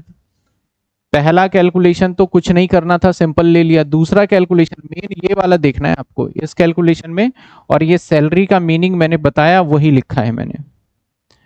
क्या कैलकुलेशन में डाउट है आपको? बताइए, जल्दी बताइए कमेंट में। और यहां से लेस करने वाले हैं,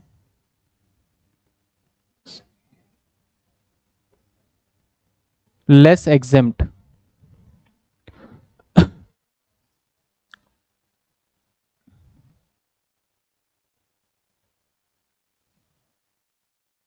clear?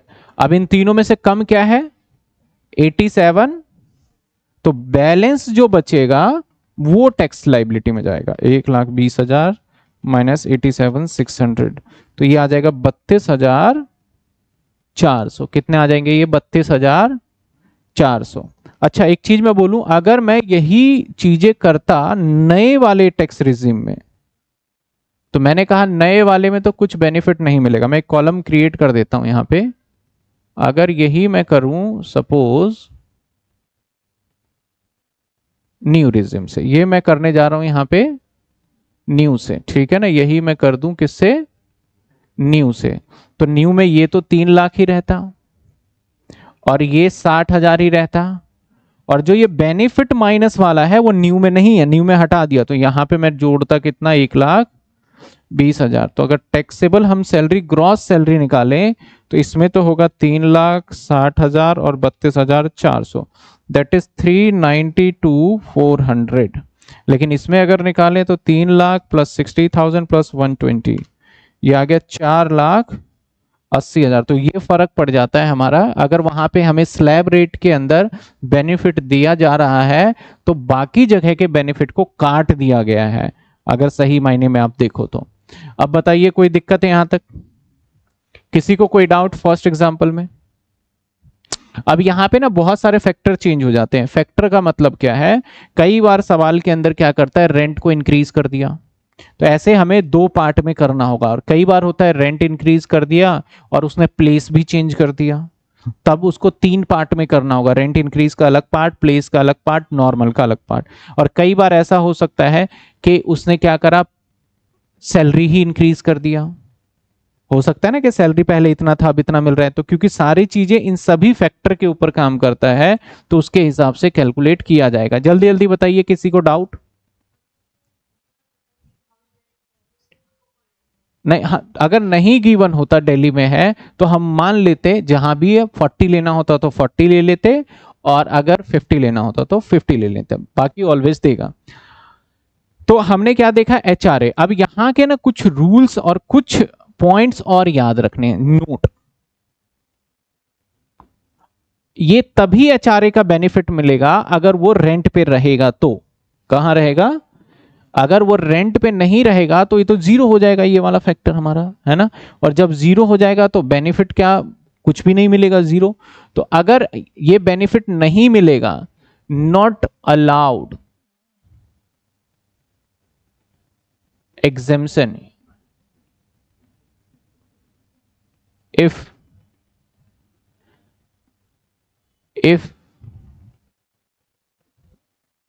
stay at own home और रिलेटिव के होम में रहे। ये यानी जो घर है, होम कह लो, हाउस कह लो, जो घर है वो घर अगर वो खुद के घर पे रह रहा है और तो भी मिल रहा है तो हमेशा इसमें कोई बेनिफिट आपको नहीं मिलेगा, पूरा टैक्सेबल हो जाएगा।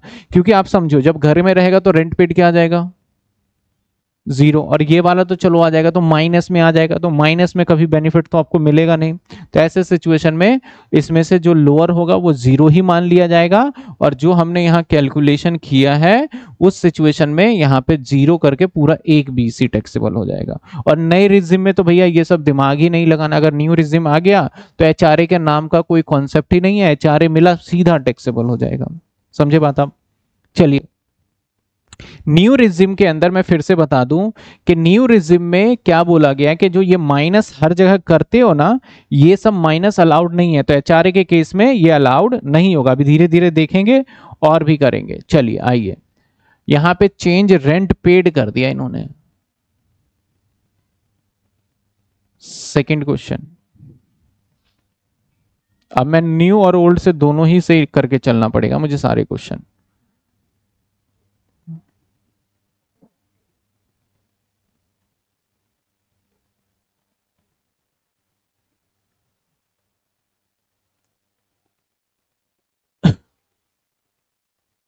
आ जाओ, ये हो गया, दो ही तो करना था। चलो, हालांकि ये वाला पोर्शन एग्जामिनर डिमांड नहीं कर रहा और कहीं सॉल्यूशन भी देखोगे तो ये मिलेगा नहीं, मैं सिर्फ समझाने के लिए कर रहा हूं। सिर्फ वो क्या दिखाएंगे, कैलकुलेशन दिखाएंगे इसका, लेकिन मैं पूरा ही करके चलूंगा। एग्जाम में सिर्फ ये पर्टिकुलर पॉइंट, और एग्जाम में इसके ऊपर अलग से 6 नंबर का क्वेश्चन आ जाता है, एचआरए निकालो।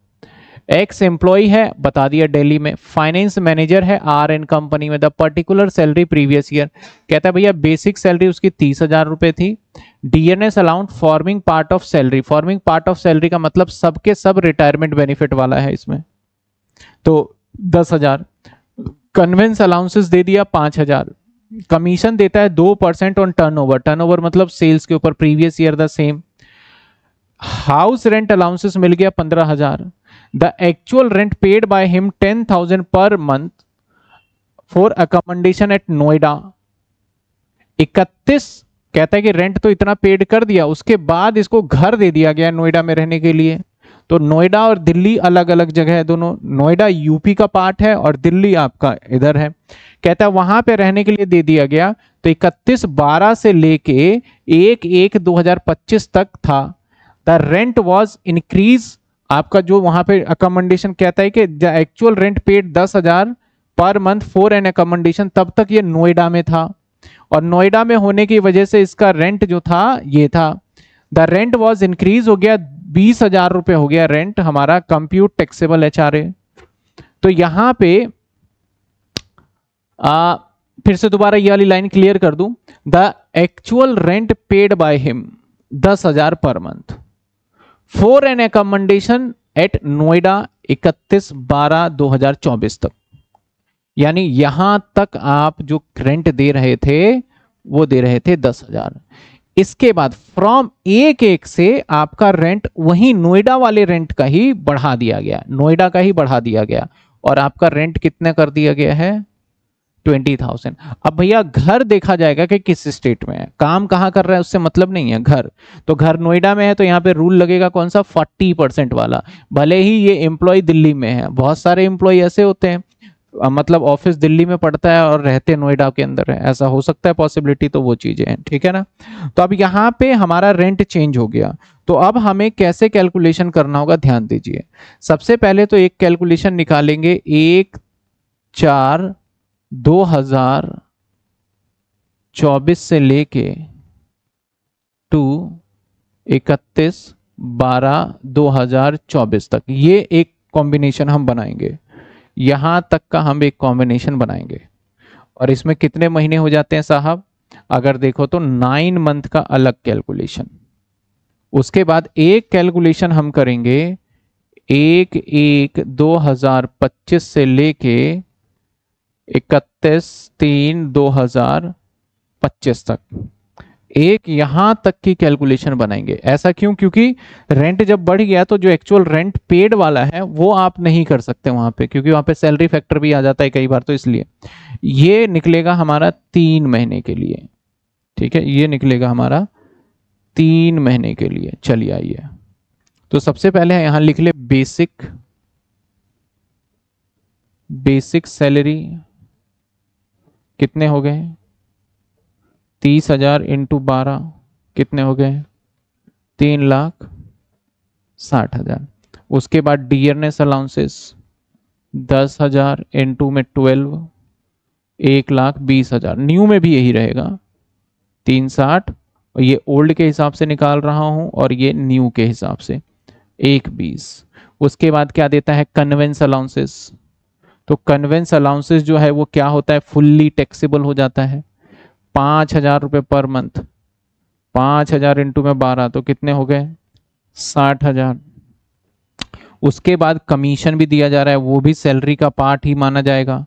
कमीशन कितने हैं 2% किसके ऊपर 22,50,000, 22,50,000 पे कितने परसेंट 2%, 45,000 कितने हो गए 45। न्यू ओल्ड में कोई फर्क है नहीं। अब उसके बाद आएगा HRA, जो HRA इसने टोटल रिसीव किया है वो रिसीव किया है 15,000, तो 15,000 अगर इंटू में आप 12 कर दो तो 2,25,000 बन जाता है हमारा।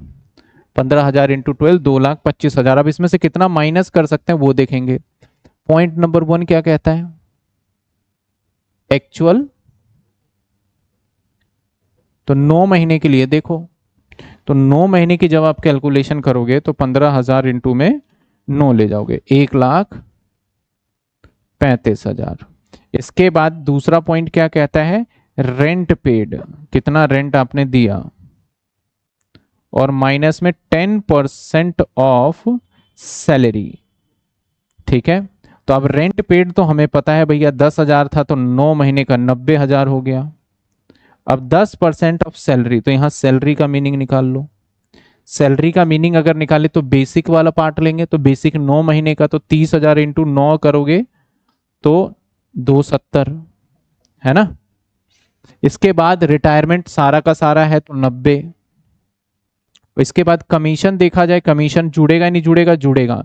अब कमीशन 2 तरीके का होता है, मैंने बोला 5,000 तुम्हारा कमीशन है तो वो कमीशन नहीं लेना है यहाँ पे परसेंटेज फिक्स वाला कमीशन ही चलेगा, ठीक है।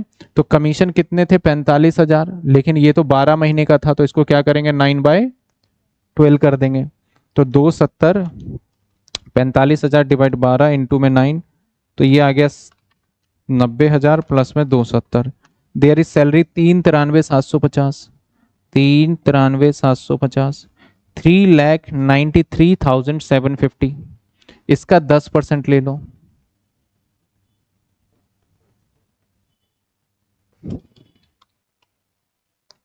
तो आंसर इज आ गया यहाँ पे 50,625। ठीक है, थर्ड फैक्टर ले लो। थर्ड फैक्टर नोएडा में है तो 40% ऑफ 393,750, 393,750 का 40%, 157,500। ठीक है, ये तीन चीज। अब इन तीनों में से जो लोअर होगा वो एग्जेम्प्ट हो जाएगा, लेस एग्जेम्प्ट। तीनों में से लोअर क्या है? 50,625। ये तो एक पार्ट हो गया, दूसरा पार्ट भी तो देखेंगे 3 महीने के लिए जो होगा। चलो 3 महीने वाले में देख लेते हैं, एक्चुअल कितना आएगा। एक्चुअल आ जाएगा हमारा 15, क्योंकि अब 3 महीने के केस में तो रहेगा तो वही, तो 15,000 इंटू में 3, 45,000। एक्चुअल क्या आ जाएगा? 45। एक्चुअल रिसीव, क्या एक्चुअल रिसीव? HRA। तो HRA हर महीने का कितना रिसीव कर रहे हो? तो यहाँ पे 9 के केस में आपने पता है कैसे निकाला था? 15,000 इंटू 9, तब आया था 135। ये कर देता हूं, 15,000 इंटू 9 किया था। अब यहाँ पे कैसे करेंगे? 3 महीने का निकालोगे तो 15,000 इंटू में क्या करोगे? 3। अब क्या आएगा? रेंट पेड जो अलग है यहाँ पे, और माइनस 10% सैलरी। तो रेंट यहाँ पे अगर निकाले तो रेंट कहता है कि भैया तुम्हारा बढ़ के कितना हो गया? 20,000, तो 3 महीने का हो गया। और माइनस सैलरी कितने होंगे? 3 महीने। तो सैलरी अगर 3 महीने का निकाले तो 30,000 के हिसाब से 3 महीने 90,000, और प्लस 30,000, और प्लस आपका इसका 3 महीने का निकाल लो, 45,000 डिवाइड 12 इंटू में 3, ये 11,250। देखो बहुत कॉम्प्लिकेटेड क्वेश्चन नहीं है, लेकिन आप ध्यान से देखोगे तो समझ में आएगा। 1,31,250। तो यहाँ पे लोगे 10% ले लेना है आपको, 1,31,250 का 10% माइनस 60,000, ये आ गया हमारा कितने? 46,875। अब ले लोगे 40%, 1,31,250 का 40%। अब देखो ये क्या आ गया? 52,500। अब इसमें से लोअर क्या है? तो लोअर तो भैया 45 है, एक्चुअल रिसीव ही बन रहा है। 3 हो गए ना लोअर आपके, ये देखिए, एक ये चेक करोगे, एक ये देखोगे, और तीसरा ये। इन तीनों में से लोअर यहाँ पे क्या देखोगे? एक ये, एक ये, और एक ये। तो इन तीनों में से उस वाले केस में लोअर क्या आ रहा है? देखो इस वाले केस में 45 ही आ रहा है एक्चुअल रिसीव। तो ऐसा नहीं है कि लोअर, देखो इस वाले में दूसरा पॉइंट था लोअर, इस वाले में कौन सा पॉइंट हो गया? पहला पॉइंट। तो इसीलिए कहा गया कि जब फैक्टर चेंज होंगे तो वो आपको देखना होगा। ठीक है ना? क्यों ऐसा हुआ सर? क्योंकि यहाँ पे रेंट बहुत पे कर रहे हो आप। गवर्नमेंट कहती है कि अगर आप रेंट पे कर रहे हो और उसका बेनिफिट आप अवेल कर रहे हो, ज्यादा रेंट जा रहा है तो फिर तो सारा ही एग्जेम्प्ट हो जाना चाहिए, क्यों जोड़े सैलरी में। लेकिन आप कम रेंट पेड कर रहे हो, यहाँ पे देखो कम रेंट पेड कर रहा था इस वाले केस में, तो जब कम रेंट पेड कर रहे तो कुछ ना कुछ तो बच ही रहा होगा। तो उसके बचाने के कुछ रूल निकाले, ऐसे करके पता कर लेंगे। तो यहाँ पे इसमें आ जाएगा हमारा क्या? 45,000। तो टोटल एग्जेम्पशन की बात करें तो कितने हो गए? 50,625 प्लस में 45,000, यानी 95,625 माइनस कर देंगे 2,25,000 में, तो ये आ गया 129,375। सर यहाँ पे क्या होगा? न्यू रिजिम कहता है हम कुछ बेनिफिट नहीं देंगे, पूरा टैक्सेबल करो। न्यू रिजिम का तो रूल ही है कि पूरा टैक्सेबल करो।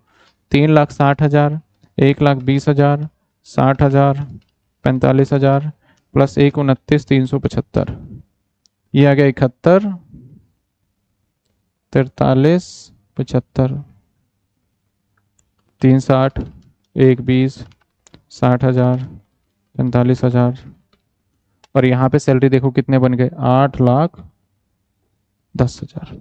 ठीक है ना? अब देखो जो बंदा सैलरी वाला होगा, यहाँ पे ग्रॉस निकाला है, अगर 8 लाख होगा तो 87, ये तो मिलेगा ही नहीं इस केस में, तो वो बोलेगा भैया मैं तो इसी के हिसाब से चला जाऊंगा। अगर यहाँ कम हो रहा है तो डिपेंड्स करता है कि आप क्या फॉलो करोगे वो टोटल कैलकुलेशन के बाद। सर 15,000 इंटू 12 1,80,000 होगा, मैंने कहा करा 1.5 लाख इंटू में 12, अच्छा ये 1,80 होगा,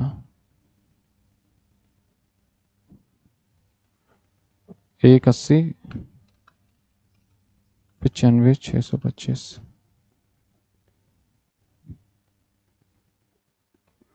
84,375, और ये 180, टोटल कर लो इसका।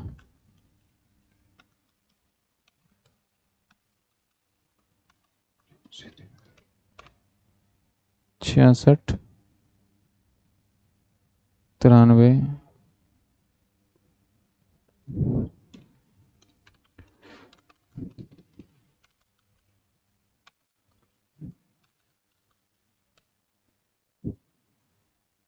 765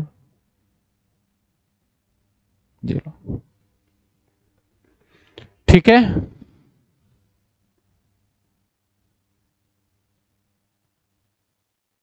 बताइए क्लियर है ये? अभी तक हमने कितने फैक्टर देख लिए? 2 फैक्टर देख लिए। बताओ किसी को कोई डाउट है तो पूछिए आप। 90,000 और 90,000 ये आया, ये मैं यहां एरो कर देता हूं। जो 90,000 आया वो आया 10,000 इंटू में 9। अब सर 10,000 इंटू 9 कहां से आया? इसका रेंट जो है देखो 10,000 था यहां तक। ठीक है, और क्या बोल रहे थे? हाँ 60,000 भी ये आया, तो इस ड्यूरेशन में 60,000 कहां से आया? यहां पे रेंट था 20,000 और 3 महीने का, तो इसलिए 3।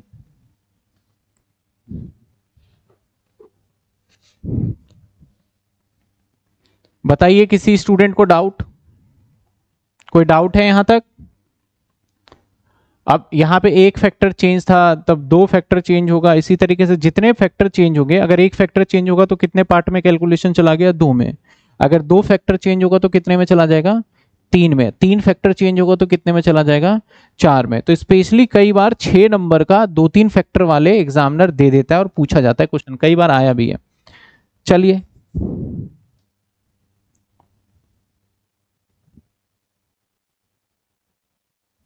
आइए इसमें देखते हैं। अब इसमें सिर्फ और सिर्फ हम क्या करने वाले हैं? एचआरए को समझाएंगे। ठीक है ना, इसमें एचआरए को समझा देते हैं। या ये आप ट्राई करोगे क्या? अभी मैं कैलकुलेशन बताता हूं। एक्स एक एम्प्लॉई है, एबीसी, बेसिक सैलरी हमारा कितना है? 60,000 रुपए। और he also entire DNS allowances 20% of the basic salary with effect from 1/1/2025। He receive the increment 10,000 रुपए इन द बेसिक सैलरी। यानी पहला फैक्टर क्या चेंज हो गया हमारा? Basic salary. ठीक है, इसके बाद during the previous year 23-24 he receive a salary earlier year amount. जो प्रीवियस ईयर था वो कितना रिसीव कर रहा था? 80,000 रुपए। X stay the with parents, अपने पेरेंट्स के साथ रहता है वो इस दिन तक। और इस दिन के बाद क्या करता है? ही टेक अकोमोडेशन दिल्ली के अंदर 25,000 रुपए रेंट पे करने लग जाता है। तो एक तो दूसरा फैक्टर हो गया। तो अगर मैं यहां पे पूरी की पूरी डेट बना दूं आपके लिए, पूरा लिख देता हूं यहां। ये क्या है?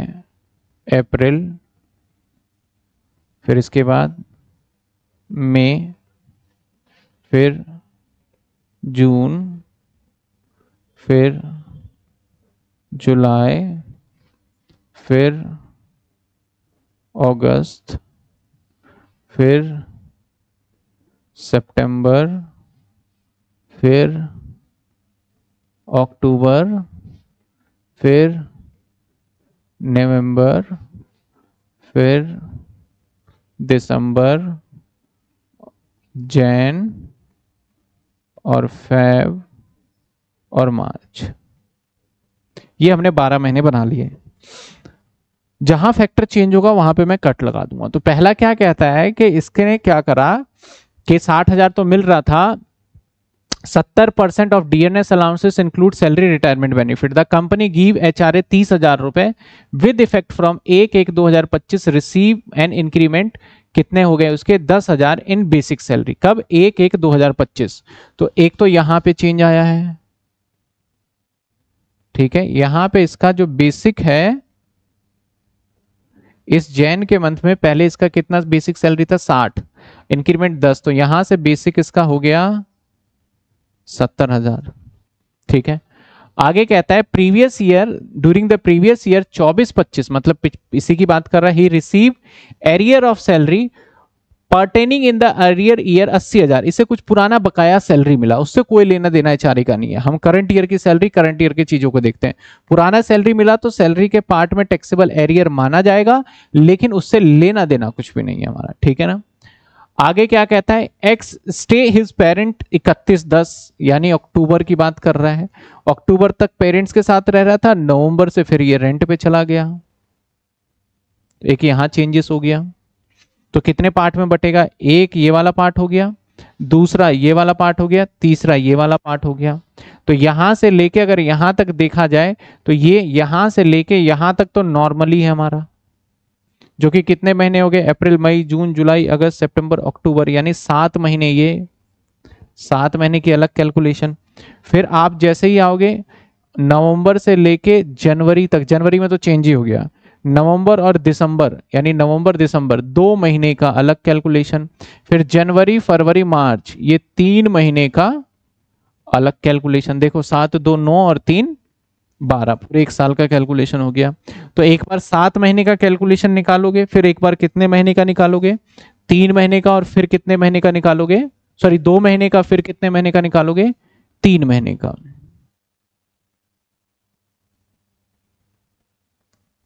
सर ये न्यू टेबल इंक्रीज सैलरी के लिए है, कौन से टेबल की बात कर रहे हैं,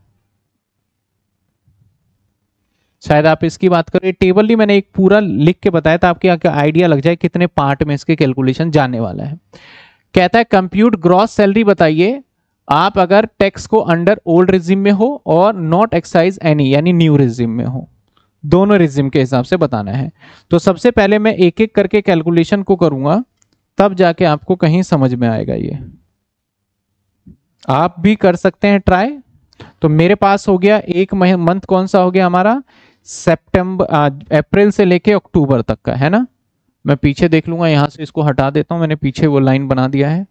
एक तो मैं करने वाला हूं 1/4/2024 से लेके कहां तक जाऊंगा मैं, अक्टूबर तक जाऊंगा, यानी 31/10/2024 तक। एक ये क्राइटेरिया है यहां तक।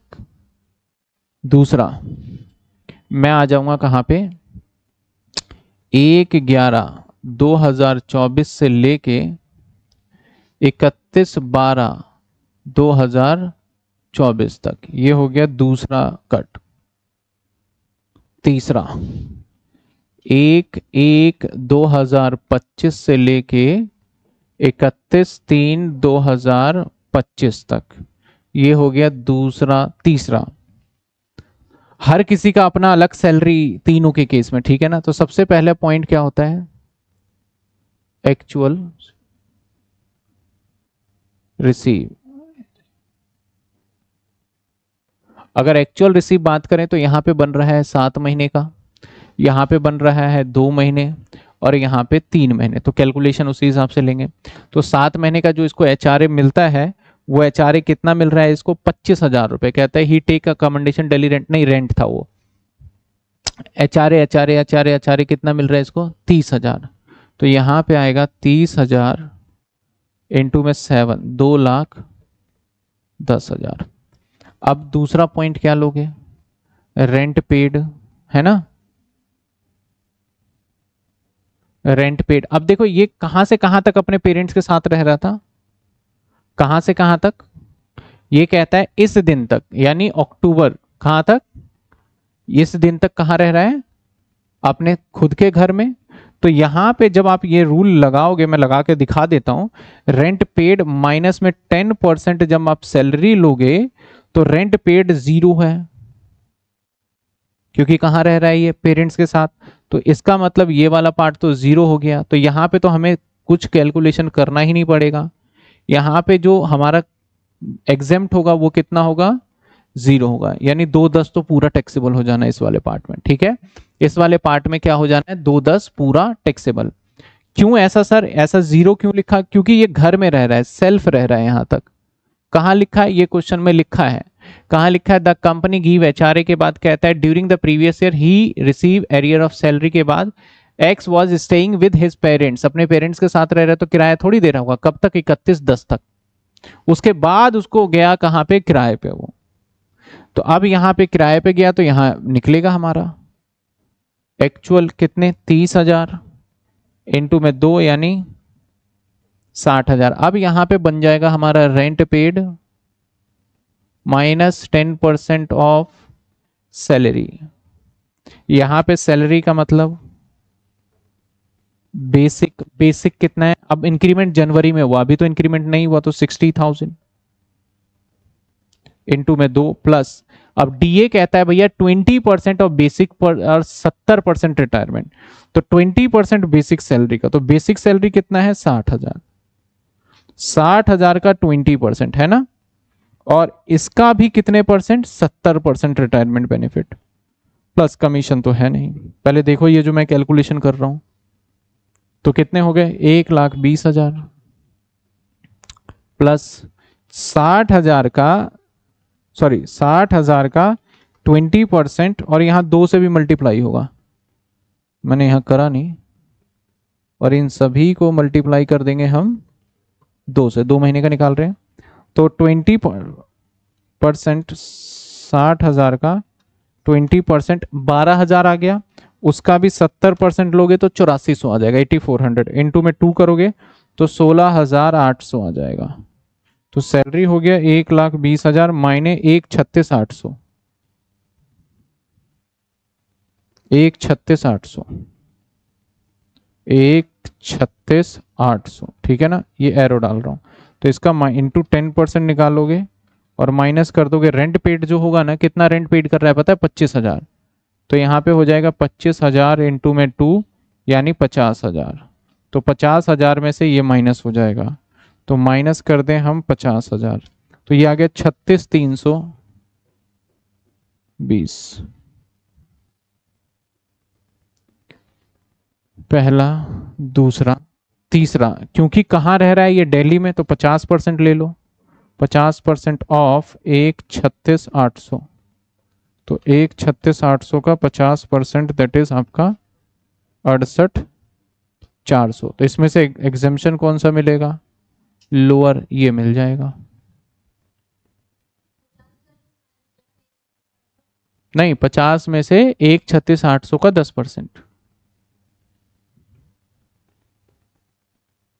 अब आ जाइए इधर, इधर आएगा एक्चुअल रिसीव, कितने 3 महीने, तो कितने रुपए मिलते थे 30,000, तो 30,000 का 3 महीने में कितने मिलेंगे 90,000। अब इसके बाद रेंट पेड और माइनस में 10% ऑफ SRB, मैं SRB लिख देता हूं, सैलरी फॉर रिटायरमेंट बेनिफिट बोलते हैं इसको, आगे से मैं क्या बोलूंगा सैलरी फॉर रिटायरमेंट बेनिफिट यानी SRB बोल दूंगा, ठीक है ना, लंबा हो जाता है ना काफी इसलिए।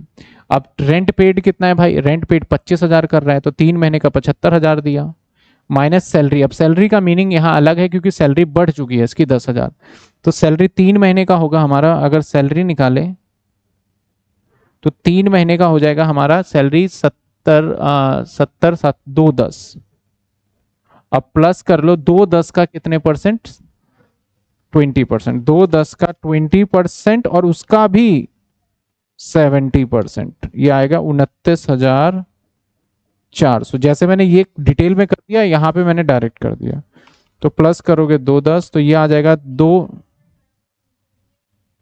किसको कौन से 29,400, वो ऑलरेडी मैं 210 का जब निकाल रहा हूं तो 3 से मल्टीप्लाई हो ही गया,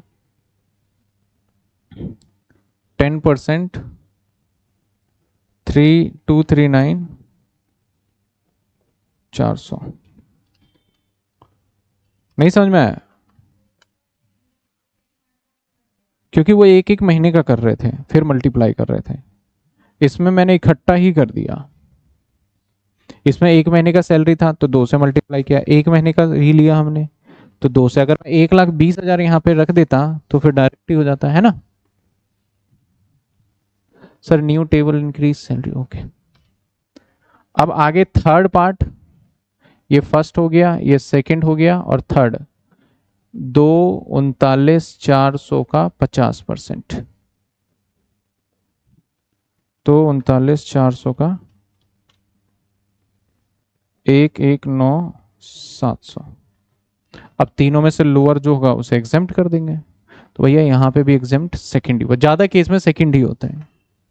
तो अब यहाँ पे एग्जेम्पशन की बात करें तो कितना एग्जेम्पशन मिलेगा, टोटल एग्जेम्पशन अगर मैं निकालूं तो भैया 36,320 प्लस में 51,060, 36,320 प्लस में 51,060 यानी 87,380, 87,380। ठीक है, अब इस क्वेश्चन ने क्या कहा कि आप एक काम करो, मुझे सैलरी निकाल के बताओ। तो सैलरी कैसे निकालेंगे, वर्किंग नोट तो यहां पे मैंने पीछे कर दिया है, चलिए आ जाइए। ओल्ड और न्यू दोनों से एक ही टेबल में आपने कर देना है, इसमें पूछ ही लिया है, देखो पीछे से करते हैं तो फायदा मिल गया।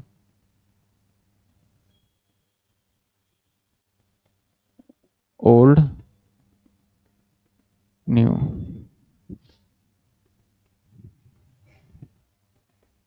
ओल्ड से न्यू से, ठीक है। बेसिक पे, बेसिक पे कैसे निकालोगे, पहले तो 9 मंथ का होगा 60,000 इंटू 9 और फिर से होगा 70,000 इंटू 3, इंक्रीमेंट हो गया था ना, तो ये 540 और ये 210, 540 और 210, ये आ जाएगा 750। और यहां पे रिटायरमेंट बेनिफिट से कोई मतलब नहीं है, सिंपल यहां डीए लिखना होता है। तो डीए कैसे होगा, 750 तो है ही है टोटल, उसका कितने परसेंट, 20%, तो ये आ जाएगा 1.5 लाख। वो तो सिर्फ सैलरी जब निकालते हैं रिटायरमेंट बेनिफिट वाला पार्ट, जब हम एचआरए के लिए सैलरी निकाल रहे होते हैं, ठीक है ना। हर जगह का सैलरी का मीनिंग अलग है, यहां तो टोटल ही जुड़ेगा, लेकिन जब एचआरए का निकालेंगे तो वहां पे इसका 70% कर रहे थे हम, ठीक है। इसके बाद एचआरए आ जाओ, एचआरए टोटल कितना मिला था भैया, 25,000 के हिसाब से मिल रहा था। 25,000 इंटू में 12 कर दो, तो 25,000 इंटू में 12 दैट इज 3 लाख रुपए मिला एचआरए, जिसमें से लेस करो एग्जेम्प्ट, तो एग्जेम्प्ट लेस करने की बात करें तो 87,380, तो 87,380 3 लाख माइनस 87,380, 21, 26, 20 और यहाँ पे 3 लाख, क्योंकि यहाँ पे कोई बेनिफिट नहीं मिलेगा। तो 7,50,000, 1,50,000, 21, 26, 20, 11, 11, 2, 6, 2, 0, 7,50,000, 1,50,000, 3 लाख, ये हो गया 12 लाख। समझे। अब ये कितने फैक्टर थे चेंज हमारे, 2 फैक्टर, तो कैलकुलेशन कितने पार्ट में गया हमारा, 3 फैक्टर। 30,000 इंटू में 12, सर एचआरए 30,000 है क्या, अरे यार 25,000 कहां से ले लिया था फिर मैंने, 30,000, 360 करो इसको, फटाफट माइनस करो, ये 360 ही हो जाएगा, और पहले लिया था 3 लाख, तो 12,60,000, इसमें 60,000 बढ़ा दो, तो इसको 12 को कर देते हैं 72, है ना, ये लो, और ये 72 तो हो गया, यहां तो बताओ, 87,380। सर एरियर वाला, अरे एरियर वाला पॉइंट रह गया है, एरियर ऑफ सैलरी, वो सिंपल आपको जब भी मिलेगा वो जुड़ जाएगा, सैलरी का पार्ट है, ठीक है। तो एरियर वाला पार्ट जब भी मिलेगा सैलरी का पार्ट है। अब करो टोटल सही से, 2, अब कर दो टोटल। एरियर वाला पार्ट हमारा एचआरए को इंपैक्ट नहीं करता, लेकिन सैलरी कैलकुलेट करने में आएगा वो एरियर, एडवांस सैलरी हो चाहे एरियर सैलरी हो, वो जुड़ेगा ही जुड़ेगा।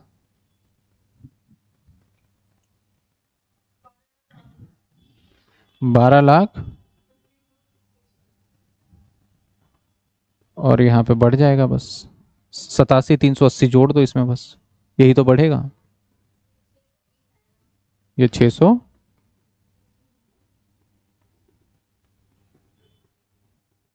ठीक है सर, अब आपने एचआरए देख लिया है, पूरा का पूरा मेरे हिसाब से समझ में आ गया, क्योंकि मैंने कहा ना मैं रिवीजन वैसे नहीं करा रहा, आपको पूरा सैलरी आ जाएगा इसमें।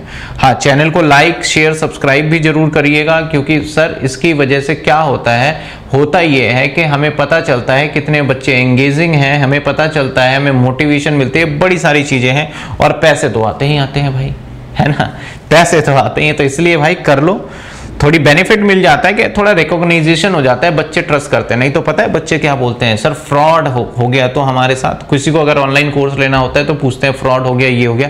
तो एक चैनल के ऊपर अगर रीच हमारी अच्छी होती है तो डेफिनेटली स्टूडेंट ट्रस्ट करता है, और ये सारे क्वेश्चनों से हम बच जाते हैं। आइए अगला है हमारा, हमने अभी प्रीवियस क्लास के वीडियो में देख लिया, अब आगे आते हैं।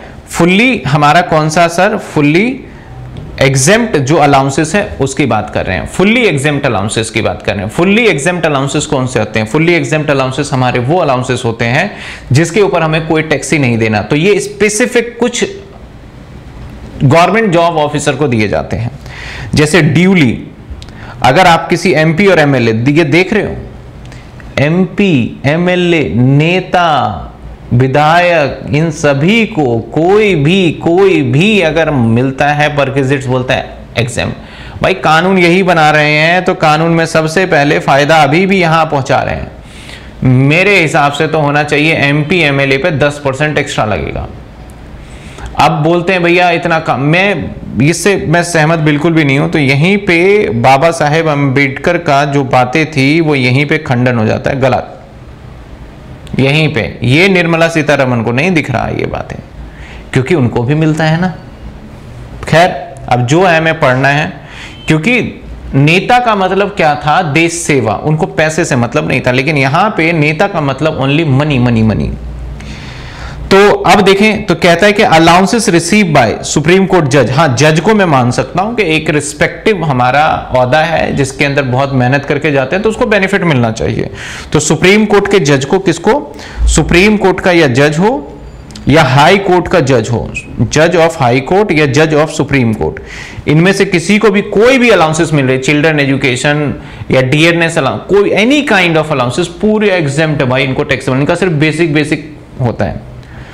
Allowances receive by government employ rendering service outside India. Outside India का मतलब क्या है, हमारा जो गवर्नमेंट एम्बेसी है वहां पे काम करते हैं तो उनको दिया जाता है, तो उसको बोला जाता है हमारा। तो आज के पार्ट में, आज के क्लास के अंदर हमने लगभग अगर मैं देखूं 1 घंटे हो गए, तो मेरे हिसाब से 2-2.5 घंटे मैंने बोले थे, उसके अंदर मैं ये पार्ट डाल रहा हूं। पहले मैं एक बार मैं रिव्यू चेक करना चाहता हूं कि ये रिव्यू आपको कैसा लगा, और आप मुझे जरूर बताइएगा आपके कमेंट्स के आपको ये रिवीजन क्लासेस कैसी लगी हैं। तो पहले पार्ट में हमने रिवीजन में क्या करा है, मैंने बताया, क्या बताया सर, ये देखिए हमने अलाउंसेस पूरे के पूरे कवर कर लिए हैं, अलाउंसेस पूरे कवर, फुल्ली टैक्सेबल कर लिए, ऑफिशियल कर लिए, लिमिट बेस कर लिए। और सर फुल्ली टैक्सेबल अलाउंसेस का मतलब क्या बताया, वो अलाउंसेस जो कि पूरी तरीके से, फटाफट देखिए, फुल्ली टैक्सेबल अलाउंसेस कौन सा अलाउंसेस होगा सर, जो पूरी तरीके से टैक्सेबल हो जाता है, सैलरी के अंदर से कोई डिडक्शन नहीं मिलने वाला। इसके बाद कौन सा था, ऑफिशियल अलाउंस, जो ऑफिशियल में जो वर्दी पहनने के लिए आपको पैसे दिए गए, उस सैलरी में से आप कुछ पार्ट माइनस कर दोगे। जैसे अगर 4,000 रुपए थे तो 4,000 में से आपने क्या करा, 2,000 खर्च करे, 2,000 बचा लिया, तो 2,000 आपके सैलरी में जोड़े जाएंगे। ये ओल्ड और न्यू के लिए दोनों है, ऑफिशियल अलाउंस ना ओल्ड और न्यू के लिए दोनों है, याद रखिएगा, बाकी सभी हमारा ओल्ड के लिए है। इसके बाद limit based allowances, children education, बच्चों को पढ़ाओ 100 रुपए पर मंथ, एग्जेम्प्ट पाओ, मैक्सिमम 2 बच्चे हॉस्टल में भेजो, 300 रुपए पर चाइल्ड एग्जेम्प्ट पाओ, मैक्सिमम 200 बच्चे। अगर आप ट्रांस हैंडीकैप हो और घर से आप ऑफिस आओगे तो 3200 रुपए पर मंथ। अगर आप ट्रांसपोर्टेशन कंपनी में काम कर रहे हो तो एक्चुअल रिसीव और 10,000 पर मंथ, उसमें से जो भी लोअर होगा वो एग्जेम्प्ट हो जाएगा, और एक्चुअल रिसीव का कितना, 70% लिया जाएगा। एचआरए हाउस रेंट अलाउंसेस, अगर आपके पास रहने के लिए घर नहीं है और आप किराए पे रह रहे हो तो आपका मालिक यानी एम्प्लॉयर आपको किराए के पैसे देगा, तो सारा का सारा पार्ट टैक्सेबल नहीं होगा, कुछ एग्जम्पशन में मिल जाएगा। 3 पॉइंट चेक करना है, कौन कौन से भाई मेरे 3 पॉइंट हमें जो चेक करना है, point number 1 actual receive, point number 2 rent paid minus में 10% ऑफ सैलरी। सैलरी का मतलब क्या है, बेसिक प्लस डीए और प्लस कमीशन, वो भी कौन से फिक्स परसेंटेज, और डीए कौन कौन सा लेना है मेरे भाई, डीए लेना है हमें, परसेंटेज बेसिस पे जो दे रखा होगा उसको, सॉरी जो रिटायरमेंट बेनिफिट वाला है वो लेना है। इसके बाद भाई सबसे पहले देखा जाए तो कौन कौन से की बात कर रहे हैं सर, इसके अंदर डेली आपका कौन कौन सा हमारा इसके अंदर देखा जाए तो fully exempt allowances. Fully exempt allowances कौन थे, जिसके ऊपर कोई टैक्स नहीं देना होता किसी को भी। इसमें से सबसे पहले एमएलए एमपी को हो गया, सुप्रीम कोर्ट के जज हो गया, और इंडिया से बाहर कोई काम करने जा रहा है तो उसके लिए है।